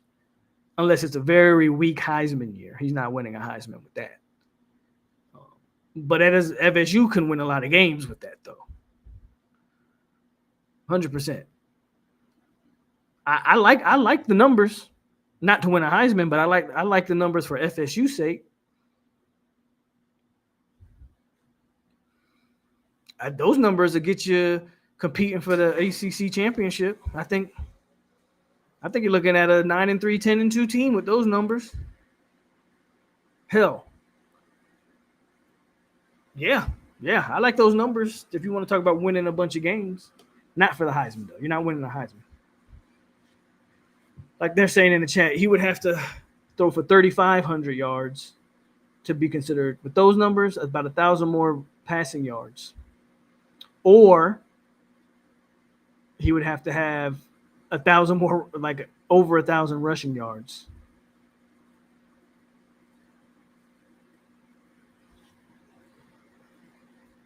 And the crazy thing about it is, I don't think those numbers are impossible. Those numbers aren't impossible. I think they're very much within his wheelhouse.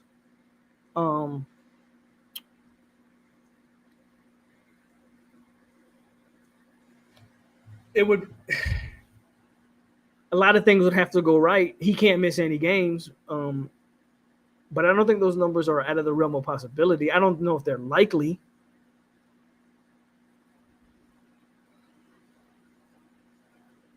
But that means I think one of the receivers would be close to 1,000 yards.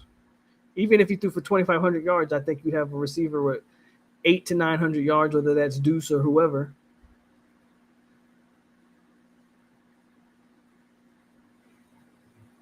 Those are Jordan Travis-esque numbers. He did. He had 1,000 yards rushing. He also threw, I think, 15 interceptions that year. I think he only threw for. Let's look it up. I know he had 1,000 yards 2 seasons ago. I think he only threw for 1,500 yards. Could be wrong. Yeah, dog it.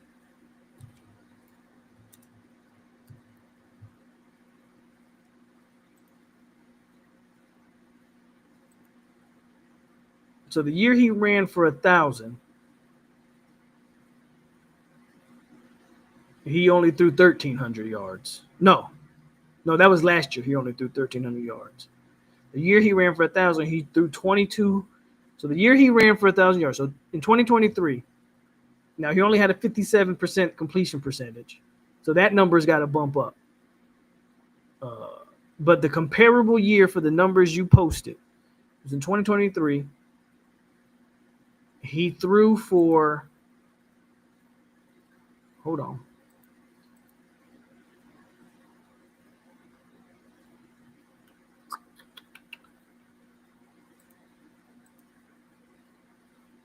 Okay. In 2023, he threw for 2,200 yards, 15 TDs, 14 interceptions, was sacked 20 times. But he ran for 1,000 yards and 13 touchdowns. So, like, if we can get that, cut the interceptions in half. If we can get 28 total touchdowns and those exact rushing and passing numbers, maybe get 5 more, like get in the 20s in the touchdowns, cut the interceptions in half, like I'd take that all day. And then, up the completion percentage to at least the lower 60s, which last year he threw for 61 completion percentage, but he only threw, and then we know he ended up getting hurt and losing the job, but he threw 1,300 yards, 18 and 5. Like, give me more of that. Give me the touchdown to TD ratio of last year, and the rushing yards of 2023. Hey, you might be working with something. That's the thing, though, right? He's got to put all that together. He's got to put all of that together in 1 year. It's almost crazy how drastically the rushing yards fell off. That meant he was still getting carries, but he went from, in 2023, 5 yards a carry, and again, he ran for 1,113 yards and 13 TDs, to last year, he had 93. So before he got hurt, he was on pace to have the same amount of carries, but he only ran for 194 at 2.1 yards a carry and 1 touchdown on the ground. And in that short amount of time, he got sacked 20 times in 23. He got sacked 19 times in 24 and played half of the snaps. You got it, and that's one of the things. Like when we're talking about TC, right? That's a major point when we're talking about TC, is not taking those sacks, because I guarantee you a good chunk of those sacks isn't because the O line is terrible. I don't know how good BC's O line was last year, but even so, it's don't just run around to run around. Get the ball out of your hands, man. So he's got to cut down on the sacks. He gets sacked way too many times.